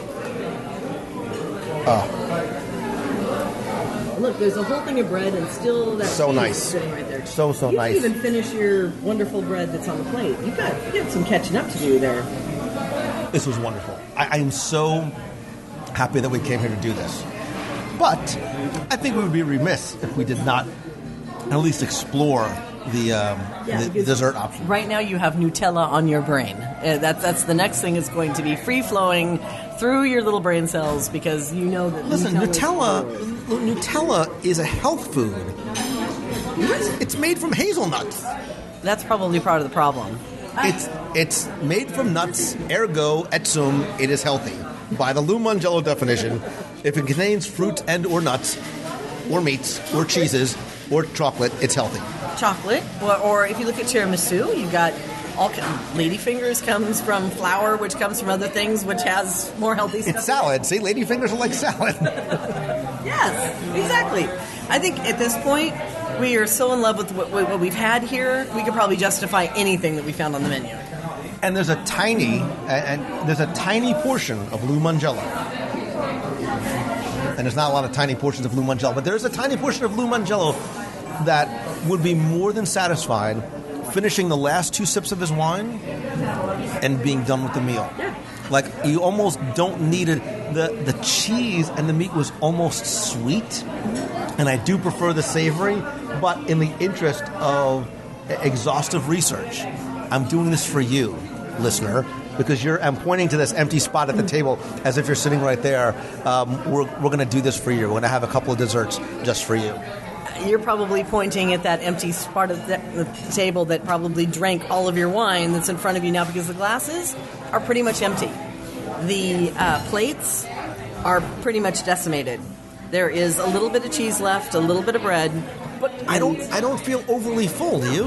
Not at all. It feels comfortable. Yeah. And I could, like you, walk away and feel like I had a satisfied dinner, and the portions were perfect for the amount of money that we're going to pay for it. Like, dare I say, you could come here not wearing stretchy pants. You could wear normal pants and a belt, as opposed to going to your grandmother's house. Unless you're you.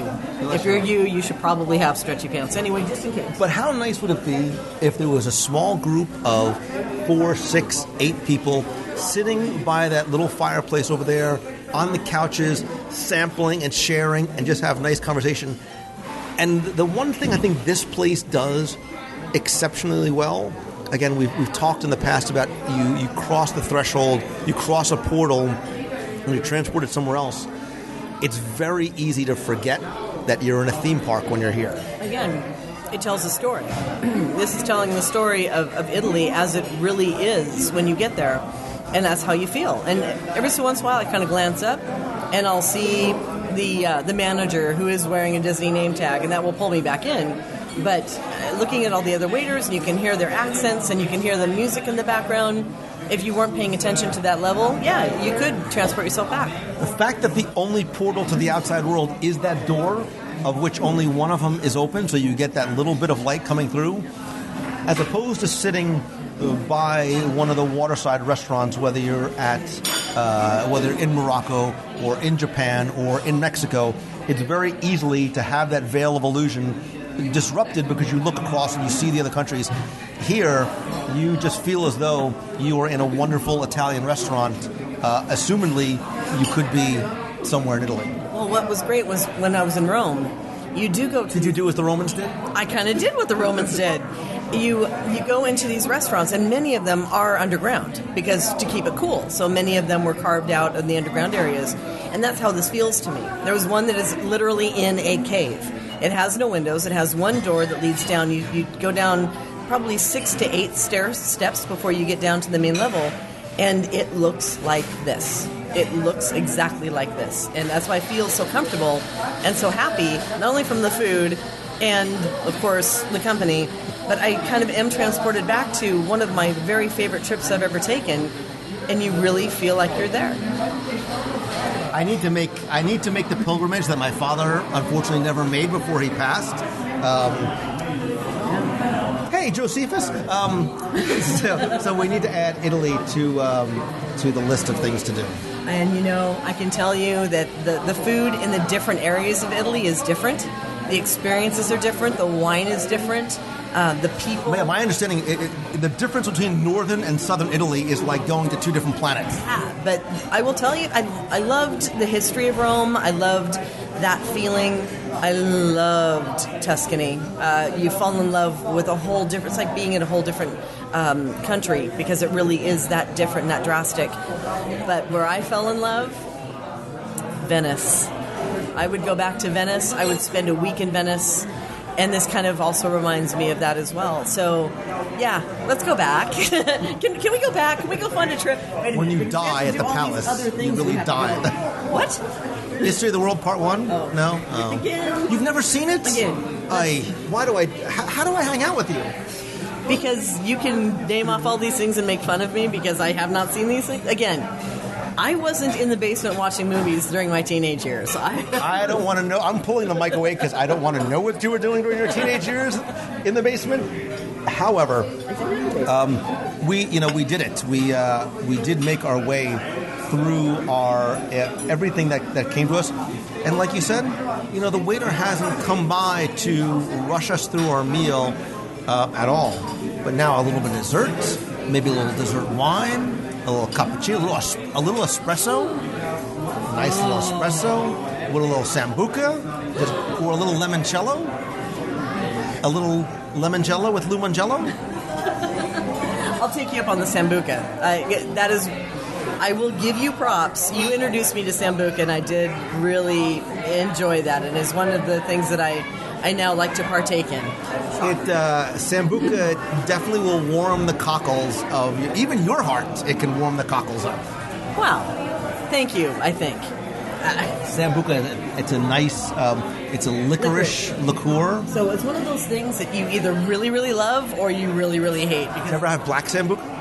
No.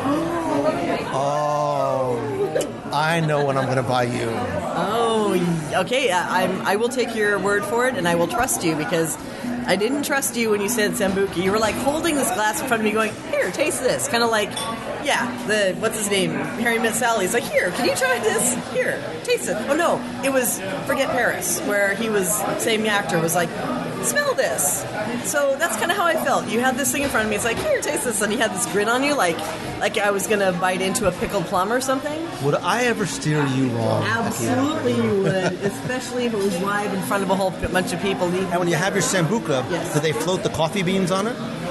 You float 3 coffee beans on the Sambuca. Why? Good luck. Is that what it is? Seriously, for I believe, yes. Oh, wait a minute. So you pretended like I you believe- something until I believe it's good luck, or it adds flavor, or it looks pretty, or they dropped a couple of coffee beans in my Sambuca. But I believe we're going to ask Giovanni Alessandro, whatever his name is. Alicio. Whatever. Oh, obviously you were paying attention. Of course I was paying attention. Are you kidding? He's got such a wonderful voice. The only thing that makes Becky smile more than a park full of no children is the dessert menu. And the only thing that makes her smile more than the dessert menu is seeing the sweet dessert wine flight, which has a flight of Moscato, tiramisu,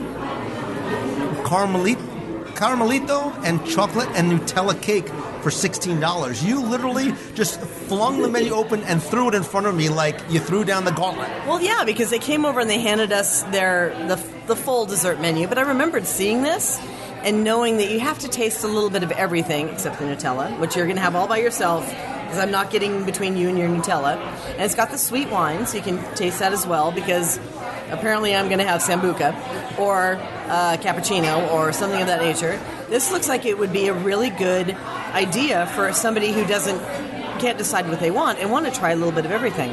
And $16, I mean, you get 3 different desserts, and you also get the Moscato, too, so it's a nice value. But they do have, I mean, again, we're in the wine bar, and there's 6 different desserts.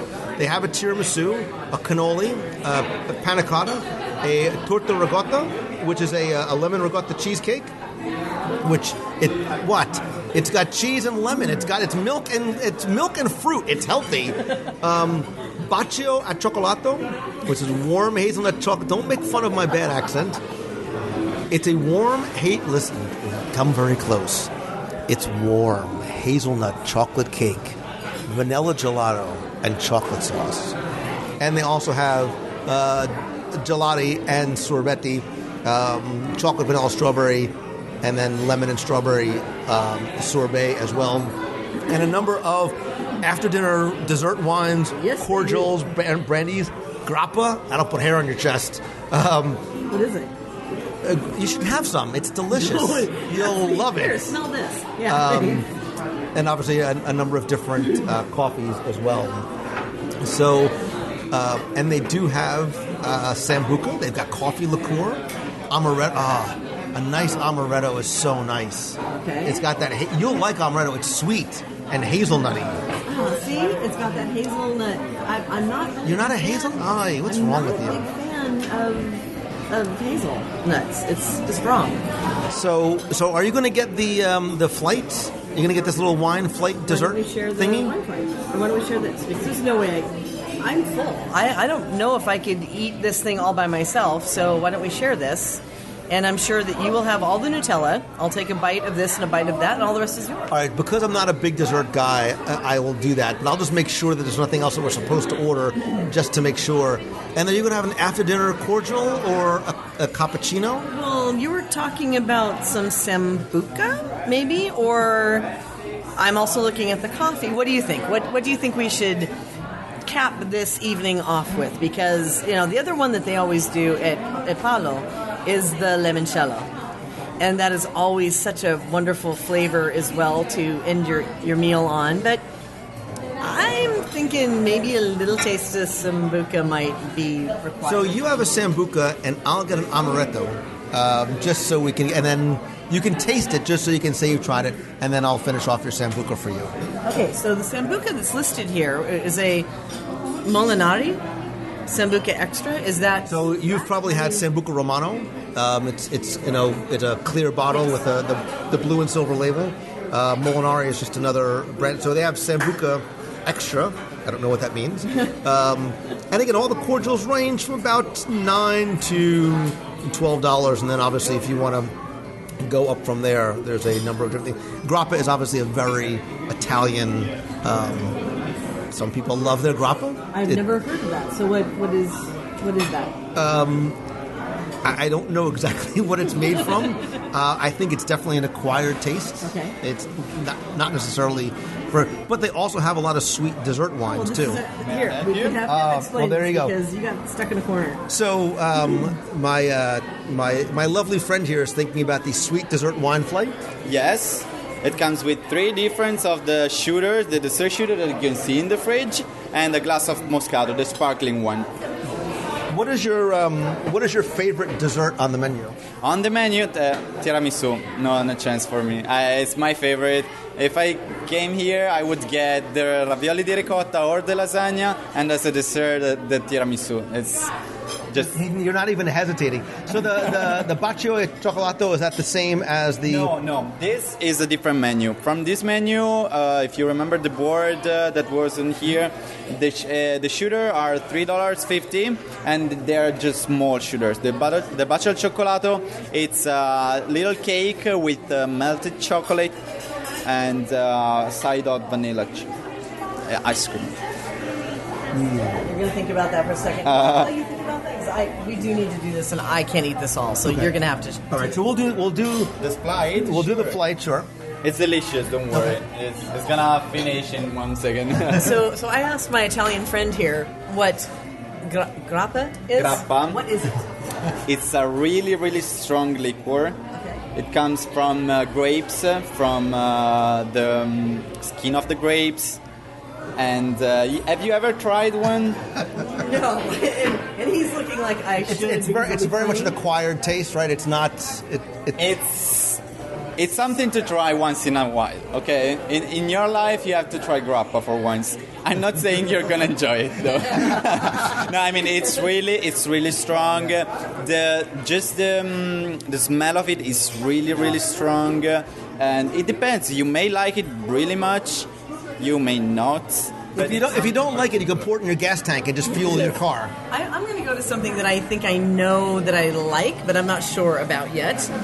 Sambuca. Sambuca. How is it served? It's a little shot of sambuca.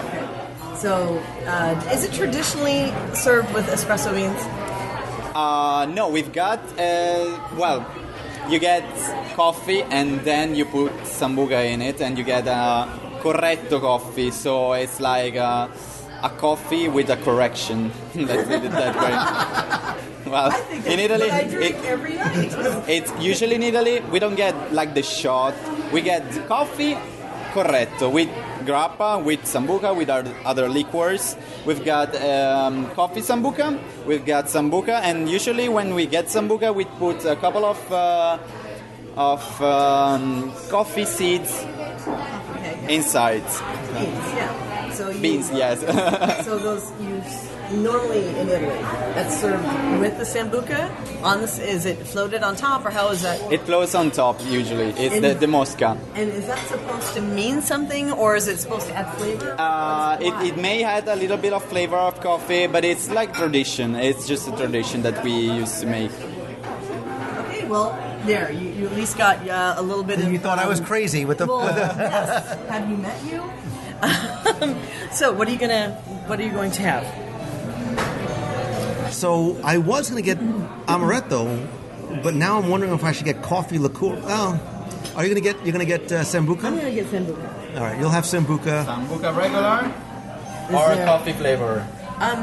We've got two Molinari Sambuca and Molinari coffee liqueur. I see. There are options. I think I'm going to get the regular.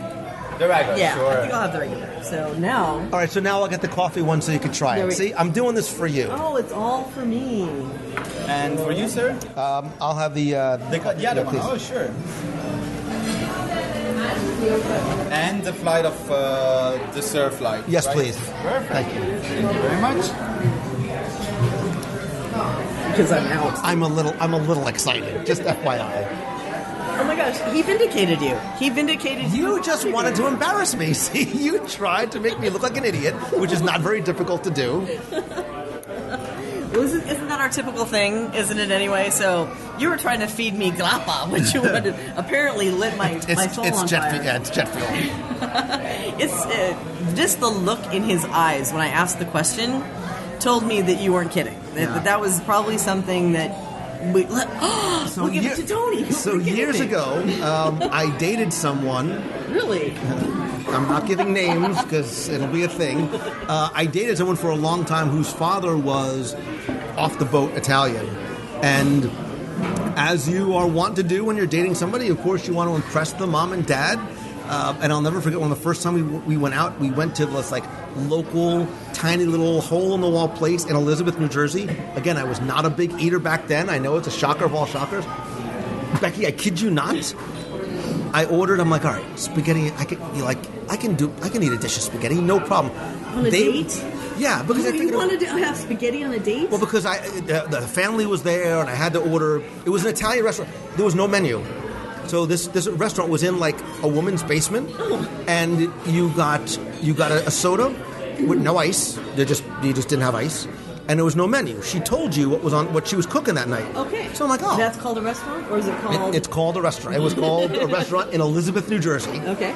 Which has a very or had, I assume still does, had a big Italian population. And I'm like, all right, I'm not a big eater, but I got to make sure I do right by Dad. Let me just order a little thing of spaghetti. They brought me out like 3.5 pounds of spaghetti. And I think every time I turned away, they just kept on adding more spaghetti to it. Whatever. I ate spaghetti for like 2 weeks after of leftovers. And then one day I went to their house, and he was going to cook for us. And I'm like, oh, all right, this is nice. You get a real home-cooked Italian meal. He decided to make tripe. I'll just leave that there. Kids, Google it. It didn't work out between she and I for many reasons. I wonder if he did that on purpose to drive you away. Like, is that the type of thing that you will do when your daughter dates? All right, listen, we're having a nice meal. I think that he, he was a very nice guy, and he wanted to cook me something that was authentic. And I remember going into the kitchen while he was cooking it, and I'm like, dude, what's that? He's like, that's your dinner. So it didn't work out. That's fine. Things worked out for the best. However, certain things are very much an acquired taste, and I think grappa is certainly one of those. Sam, I'm going back to thinking about you trying to elegantly eat a bowl of spaghetti, impressing a girl. And between, you can't elegantly... It was a harsh show. It was like 11 pounds of spaghetti in that bowl. And you were probably wearing white. And he's like, what's the matter? You're not hungry? You don't like the food? And I'm like, aye. Poor Bruno. His name was Bruno. I wonder where Bruno is today. What was her name? Let's find her. That's not. Oh, because that would be a great story. It would be an awesome story, because your dating stories last for eons. This is where I stop recording. Once again, presentation is so important. I said it at the very beginning. It's so true now. You start to ingest your meal before you actually taste it, right? You can smell it. Look at how beautifully it's presented. The smell of sambuca, that licorice smell. And this has a coffee infusion. First of all, cheers. Cheers. Oh, this is smell. Oh, stop it. Just stop it. You feel it just go down. It just warms it warms. Oh, wow. So what's really neat is you taste the sambuca, you taste the licorice, and then as it goes down, you get this residual flavor of the coffee on your palate. I have to try yours. I'm sorry. Oh, it is so nice. Don't drink too much. Oh my gosh, that smells really good with the coffee. That you can almost taste the coffee when you smell it.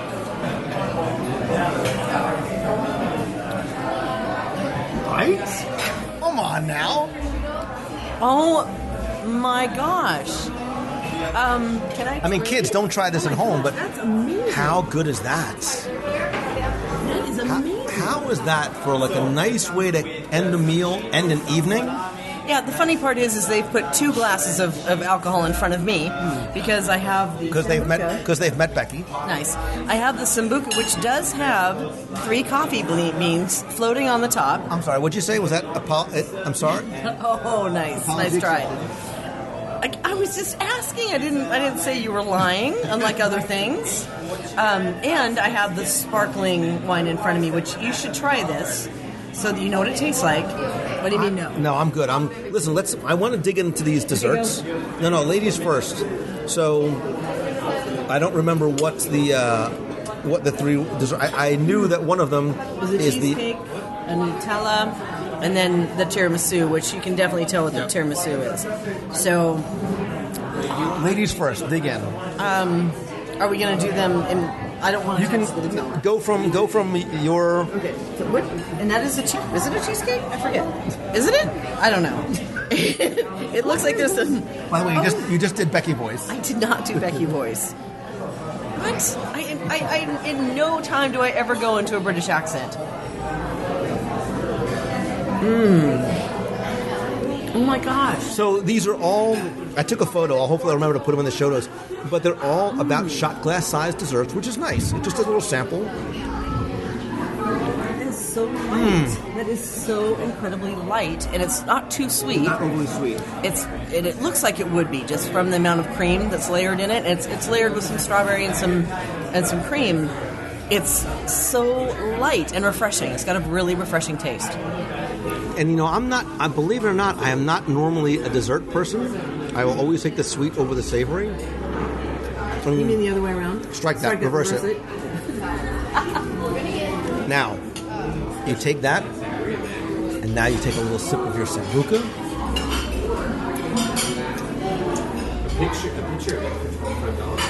Yeah. And the Sambuca, it's like wine, right? The flavor changes because of the sweetness of the dessert. I wonder if I pour enough Sambuca into the Nutella, if that will actually make a difference. Don't ruin my Nutella. Don't ruin my Nutella.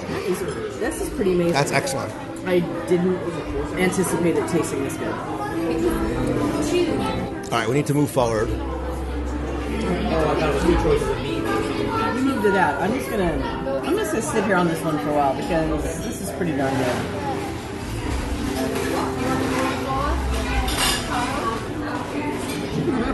That's a nice. Same thing. It's creamy, but it's light. It's not a very heavy. See, this is so nice having the flight because you're not getting so much that. How is it? It's excellent. Could you just describe for us again what each of the 3 are? Okay, the first one is Nutella chocolate cake with some raspberry. In the middle, you've got caramelito. And at the end, the mocha tiramisu. It's a small version of the tiramisu. So this is what has the Nutella in it, and you loved it. I can't taste the Nutella. It's mixed with other things like mascarpone, so it's really soft flavored. Yeah, there's no taste. To me, that tastes more like a cheesecake in a shot, more than anything. So I cannot taste any Nutella in that whatsoever, which is a good thing for me. Really? Yes. I was like to ask you, did you like it though? Yeah, I actually did. It's very light, but I taste more of the fruit and the cream. Yes. But I did not taste any Nutella, so I'm kind of amazed at that. Don't eat this. You're not going to like this. Okay, And it's what do you call it? Caramelito? Caramelito, yes. Should be caramel, mascarpone. Every other of our shooters have mascarpone, so it's like different flavors of. And you like it? I love that. That's fantastic. I love that. And this final one, this is the tiramisu. At the end of the tiramisu, there's the biscuit, so you have to... And I love the coffee-infused sambuca. You're having a perfect Italian meal. That's exactly what I wanted to hear. I mean, you just miss the coffee at the end. The espresso shot. Up to you. That is fantastic. And now I wish I had done that. So now I know for next time, because that has a flavor I've never had before. And it's got a little bit of a coffee taste to it with a little bit of licorice, and it's a nice mix. Yes. Rather than the sambuca by itself, which is just licorice. Yeah. Yes. So that is fantastic. And what is this called? It's Molinari. It's the same brand of the Sambuca, Molinari Sambuca coffee liqueur. So it's coffee flavored. Guess what we're having for Christmas? This is just enough, right? It's just enough to. It is very much the cherry on the cake of the meal. And this is a wonderful thing to share. Again, not wanting to overdo it or get too much food. We've had a lot of food. That was a lot, but not too much. It was a great variety. And this is a small dessert. It's good to share if you don't want to stuff yourself with too much things. It's going to be good. Well, keep enjoying. Thank you so much. I am like flames from the side of my face. Look, there is nothing like, whether you consider yourself a foodie or not, there is nothing like a surprising, exceptional meal. And I think that's what this was, right? I came in expecting that we were going to do some meats, some cheeses, have maybe a little wine, maybe a little pasta. But I think we were pleasantly surprised once again. I think we have traveled across the culinary spectrum tonight, right? From the savory to the sweet and meats and cheeses and dessert.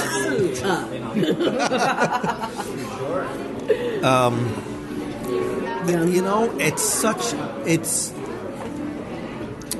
the word that comes to mind is such a pleasant meal. This was such a pleasant meal. I enjoyed every part of it. I felt like we were, and one thing I love doing is I would rather have what we just did. I would rather sample 15 little things than have the giant Bruno, whatever his last name is, 8-pound bowl of pasta that you've got to wade through. And as much as we've eaten, and you drank, I still don't feel overwhelmed in terms that I've eaten too much. And when did we start this? We were here in... It was 6 hours ago. It kind of feels that way in a good way.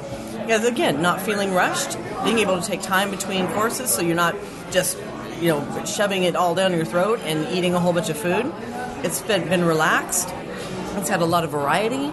And I got to tell you, I think the Carmelita wins. Yeah. I could actually just say, that flight thing, just give me 3 of those. But you had the Nutella, and you didn't... See, but you didn't know why? Nutella either. Because it was mascarpone. You got to say it like Giada De Laurentiis. Wow. Like there's 18 syllables in a mascarpone. Now you figured out how to speak Italian when you talk about... Well, when you talk about Giada. Giada? Mrs. Mangello, whatever you want to call her. Oh, wow. I think you better apologize to Deanna right now, really quick. But yeah, I didn't taste any of it, though. So I'm kind of skeptical on just how much Nutella is really in there. But the Nutella, try it on pancakes. Try it on waffles, sorry. Try Nutella on waffles with fruit. See, but that was the first time I ever had Nutella, and it was overpowering hazelnut to me. You got to do it in small, like Becky, like being with Becky. Small doses is the way to...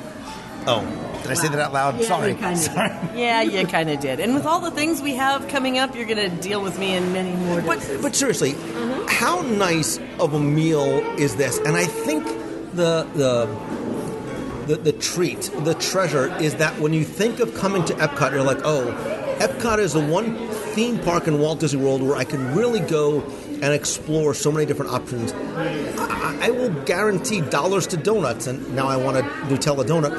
Dollars to donuts, that the Tutto Gusto wine bar is probably not one that's super high on the list of, say, oh, we're going to Epcot, where should we eat? But we walked up, we had a full meal, we sampled a ton of different flavors, we weren't rushed, I think it's also a good value. I don't think anything was exceptionally expensive on the menu.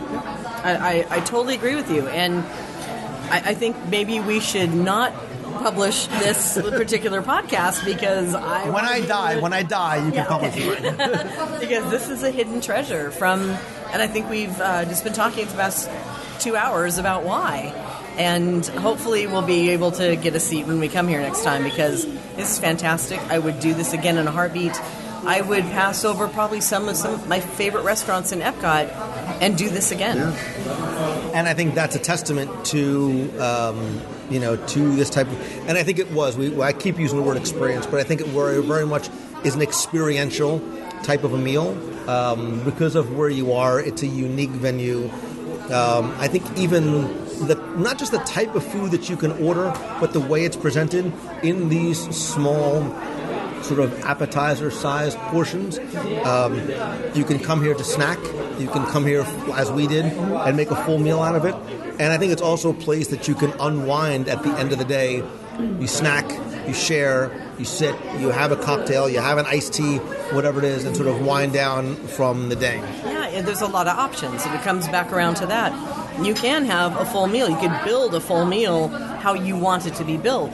And the one thing I would say, though, is this is meant to share. This is definitely a place that I might not come by myself unless it's just to have a quick nosh or maybe some of that coffee liqueur because that's fantastic. But this really is meant for your friends, your family, like you said, sitting over by the fireplace. I could see 8-10 of us over there ordering boards of meats and cheeses and being in there for 2.5 hours just catching up. This is a wonderful venue, a surprise. I mean, I love this place since the first time we tried it when it first opened, but I really had a surprisingly good experience and meal that we built that I was thinking it was just going to be just another meat and cheese board, basically, unless you go to the Tutto Italian menu, which is the more full, robust. But I think that this is a place and an experience that we'll definitely have again. And at a very accessible price point. Again, there was nothing overly expensive here. I think it's probably depending on how you do it, even a better value than going someplace. Not even a Tutto Italia, but even sometimes a Via Napoli. So it's a different type of experience. So I think if you ever can't find Lou Mangello, you might find him at Katsura Grill for lunch and Tutto Gusto Wine Bar for dinner. And you'll also probably find him spending an inordinate amount of time on the mousefantravel.com website. See what I did there? Or with Becky in some exotic food-based location. And if you want to come to Walt Disney World and try the Tutto Gusto Wine Bar, or if you want to go to the real Italy, I'm sure Becky would be able to help you with the assistance of her amazing and wonderful agents over at mousefantravel.com. Oh, see, that was so sweet of you. You actually said something nice. I'm not going to ruin it because I feel good. Like I'm in a really good, happy place right now. That's awesome. And when I'm talking about Italy, just to make the transition really quickly, I went there on an Adventures by Disney. And so you can have these types of experiences and then come back to Epcot and come in here and relive those moments and relive those memories that you had actually in Italy, if some of you would ever go to Italy. So I'm wondering if I should make the pilgrimage for my dad, maybe an Adventures by Disney, maybe a group of us. I wonder if a WDW Radio group Adventures by Disney to Italy is something that all of a sudden Becky's ears perked up like a puppy. Well, it's a great product. It's a great product. She's looking at me like, is this an announcement? Are you officially announcing? You already did that to me with a cruise to Alaska that I'm already still just now going, how are we going to pull this off? But anytime you want to experience the world. Travel is about experiencing the world. And I know so many of us who love this brand and love Disney will tend to go to Disneyland, come to Disney World over and over again. But sometimes it's nice to reach out and really experience some of these countries, the food, the experiences, the cultures. And if you still want to remain with the Disney brand, Adventures by Disney is a great way to do that. So that's why we've done a few groups. So maybe I need to do something. This is the Wine and Sambuca talking. Maybe I need to do like a culinary world tour. I know what country we could start. We could just eat my way. Join me as I eat my way around the world. Becky's like, all right, we need to talk. Oh my gosh. Yeah, well, all right, so we'll talk offline about this. If that interests you in any way, shape, or form, please let me know. Well, what I'd love to do, you talked about the show notes and down into the comments area. What adventures by Disney would people be interested in doing if you want to eat your way around the world? That'd be interesting to know. Very interesting. Well, Becky Menken, thank you so much. This was a wonderful meal, a wonderful experience. And again, food is best when it is shared with friends, both you here at the table and you, the listener, who I hope you feel as though you are virtually at the table with us. And let me know, have you ever been to the Tutto Gusto wine bar? If so, what's your thoughts on it? If you haven't, is this now maybe something that will be on your radar? Please let me know over at the show notes, over at WDWradio.com. Click on the podcast link, leave a comment in the show notes there. On Twitter, I am at Lou Mangello, and Facebook.com/WDWRadio. And hopefully, I will see you at the table with or near me at Tutto Gusto once again. Becky Menken, thank you so much. Thank you so much for finally allowing me to indulge in a wonderful meal review. This is up there with some of the favorite meals I've had, and we've had some pretty incredible meals. And thank you, coffee-flavored Sambuca. I love you.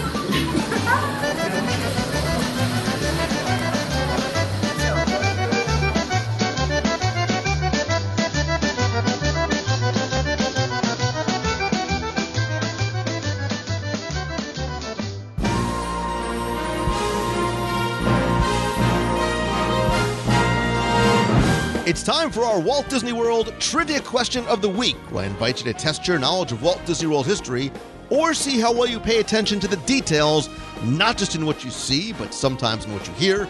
If you think you know the answer, you can enter via email or our online form for a chance to win a Disney prize package. But before we get to this week's question, we're going to go back, review last week's, and select our winner. So last week we were talking all about Adventureland, and I was talking specifically in the trivia question about the little orange bird in the Sunshine Tree and his oh-so-very catchy theme song all these decades later. And your question was to tell me not who wrote the song, but who sang the Orange Bird theme song. Just a little bit of history before I give the answer. Back in October 1971, when the Enchanted Tiki Room opened in Adventureland with the rest of the park, it and the next door Sunshine Tree Terrace was sponsored by the Florida citrus growers, who created this tropical bird attraction called the Tropical Serenade inside the Enchanted Tiki Room. They also sponsored the Sunshine Pavilion, which was home to the show, and the snack bar, which sold pastry and cheesecake, and more importantly, orange juices. So you've got the show, you've got the snacks, all that's missing is a mascot, and that is why Disney creates the little orange bird for the Florida citrus growers. Now you've got the snacks, the show, the little orange bird. He, of course, needs a theme song. Who else do you turn to but the Sherman Brothers to write it? And who else do you turn to perform it but the oh-so-ever-popular, at the time, Anita Bryant? And that was the answer to last week's trivia question. If you go back and listen to some past shows, we talk about the little orange bird in the Sunshine Tree. I also talk more about it in the audio tour of Adventureland. That being said, it's all about the trivia. It's all about the prizes. Again, you're playing for the 102 Ways book, all the audio tours of the park, including Adventureland, a WDW Radio Magic Band cover, WDW Radio stickers, a hot and cold travel mug, and because this song was written by the Sherman Brothers, I will also include a signed photo of Richard Sherman. And last week's winner, finally, Mangello, last week's winner, randomly selected, is Vincent Lombard. So Vincent, I have your address. You use the online form. I will get your prize package out to you right away. But if you played last week and didn't win, that's okay, because here's your next chance to enter in this week's Walt Disney World Trivia Challenge. So as we are in Italy, in Epcot and World Showcase, I said on the show, and I truly believe that you can learn so much about a people and a culture through the food. And I think that the holidays are another wonderful opportunity to see how it's celebrated and the history and the stories behind the traditions with, for example, the holiday storytellers that perform during the holidays around the world celebration in Epcot during, obviously, the holidays. So your trivia question this week is to tell me, if you visit Italy in Epcot during the holidays, you can hear stories told by who? So who is the holiday storyteller in Italy during the holidays? You have until September 4th at 11:59 p.m. to email your answer to contest@wdwradio.com. Better yet, go to wdwradio.com, click on this week's podcast, use the online form there. You'll give me all your information, including your shipping address, because again, you are going to play for the 102 Ways book, all the audio tours, a Magic Band cover, stickers, and one of the new WDW Radio hot and cold travel mugs, not available in the shop. So good luck and have fun.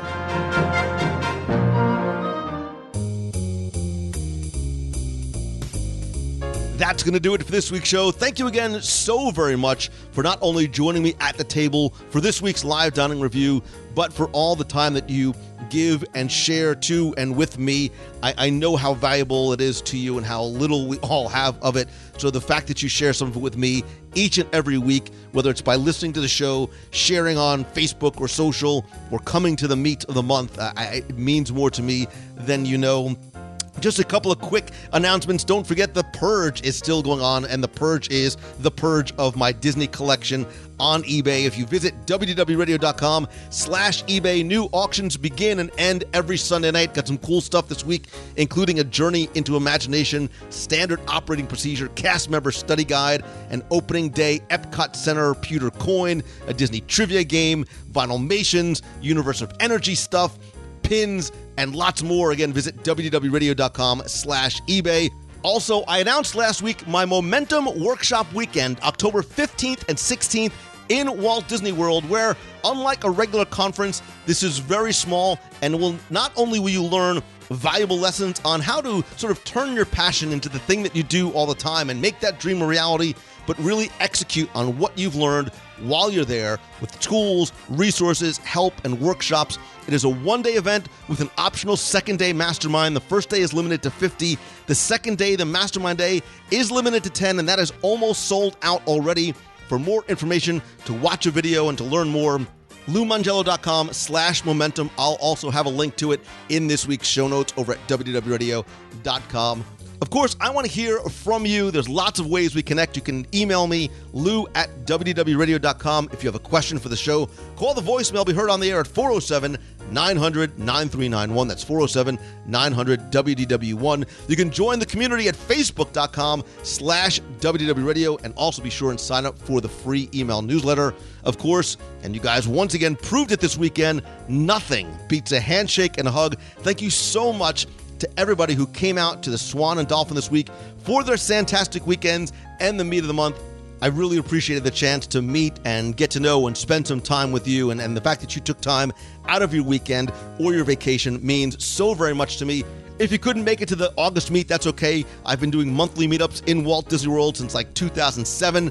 The next one in September is probably going to be around the 17th. Stay tuned for exact date, time, and locations. And of course, I also do other events, not just in Walt Disney World, but on the road and at sea, like our e-ticket adventure is this November, our Double Dip cruise to Castaway Cay, June 25th through the 30th, 2017, a 5-night cruise from Port Canaveral, 2 stops, count them 2, on Castaway Cay on the Disney Dream. If you go to the events page, you can find out more and get a free, no-obligation quote. We also do running events around the country. I'm going to be announcing something new actually later today, so make sure you stay tuned to next week, or check out the Facebook page or Twitter for that announcement. And I also do other events on the road as I go to speak to conferences and at schools. And look, if I can help you somehow, either by coming to speak to you or to your business or at your conference or school, and find a way to maybe help you turn that thing that you love into that thing that you do. Again, you can come to the Momentum event this later on this year in Walt Disney World, or just visit LouMangello.com for more information. Thanks again to Becky, not just for joining me on the show this week, but for she and MouseFan Travel sponsoring this week's show. Obviously, you can go and check them out over at MouseFanTravel.com. And visit celebrationspress.com if you want to get some Celebrations magazine delivered right to your door. And as always, my friend, and you are my friend, you continually prove that, like day in, day out, not just on social, but again, for so many of you that came out to the meet of the month, I am so humbled and grateful.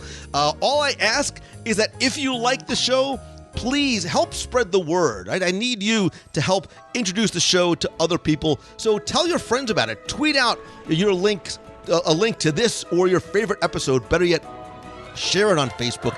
Tag me or the WDW Radio page.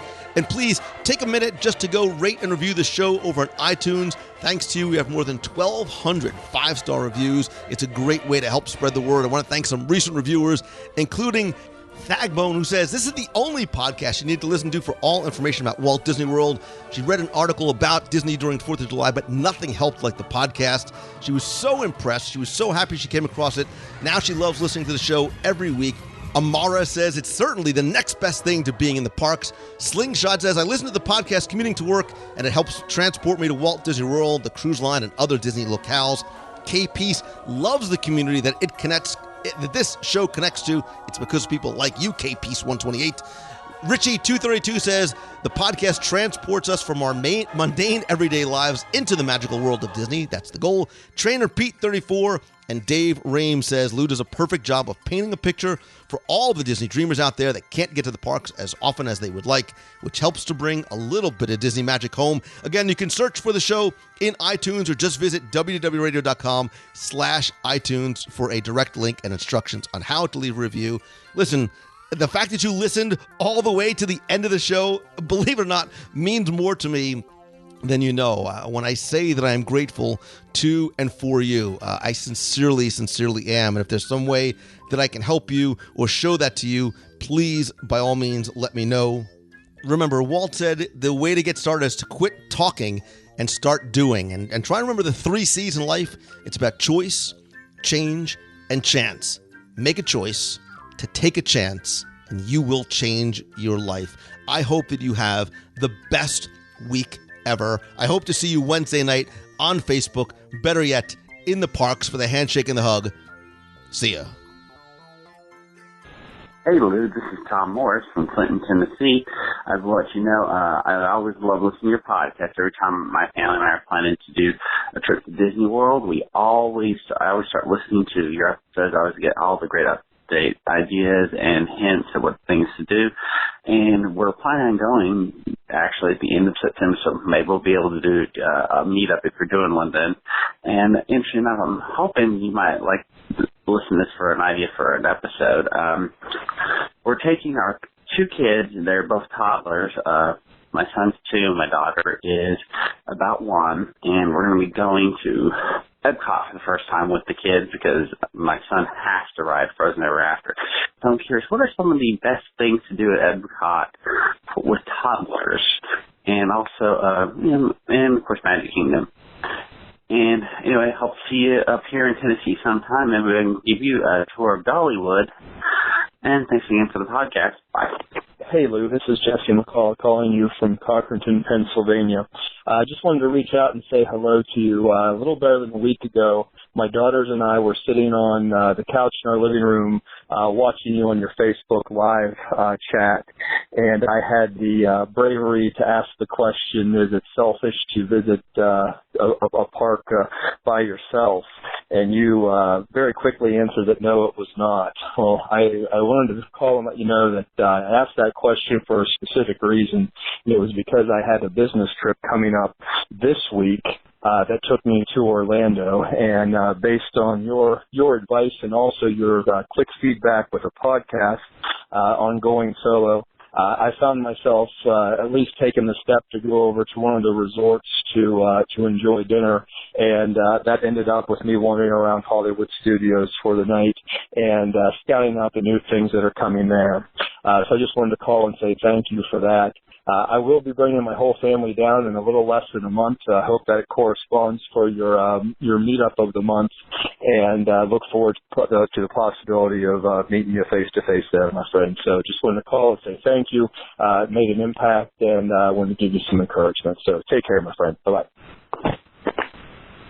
Good morning, Lou. It's Justin, member in the box, J-Man410, and I enjoyed in the past couple of weeks of your episode of the live review of the Columbia Harbor House, which is a favorite of mine.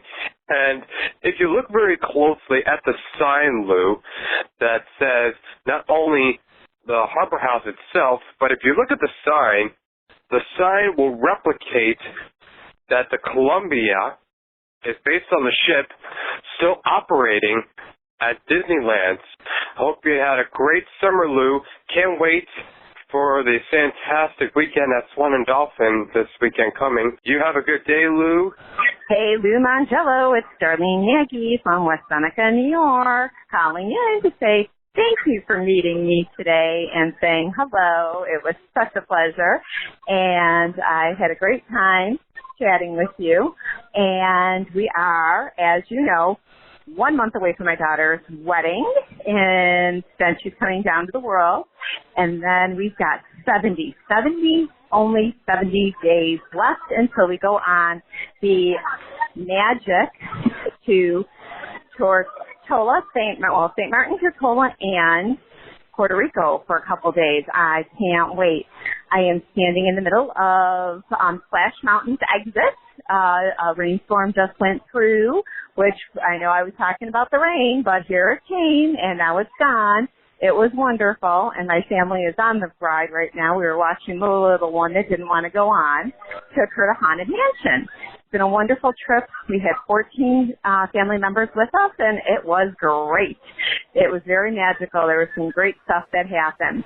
Thank you again for everything you do and your family friendship. Love you all. And we'll see you real soon. Bye-bye. You got a friend.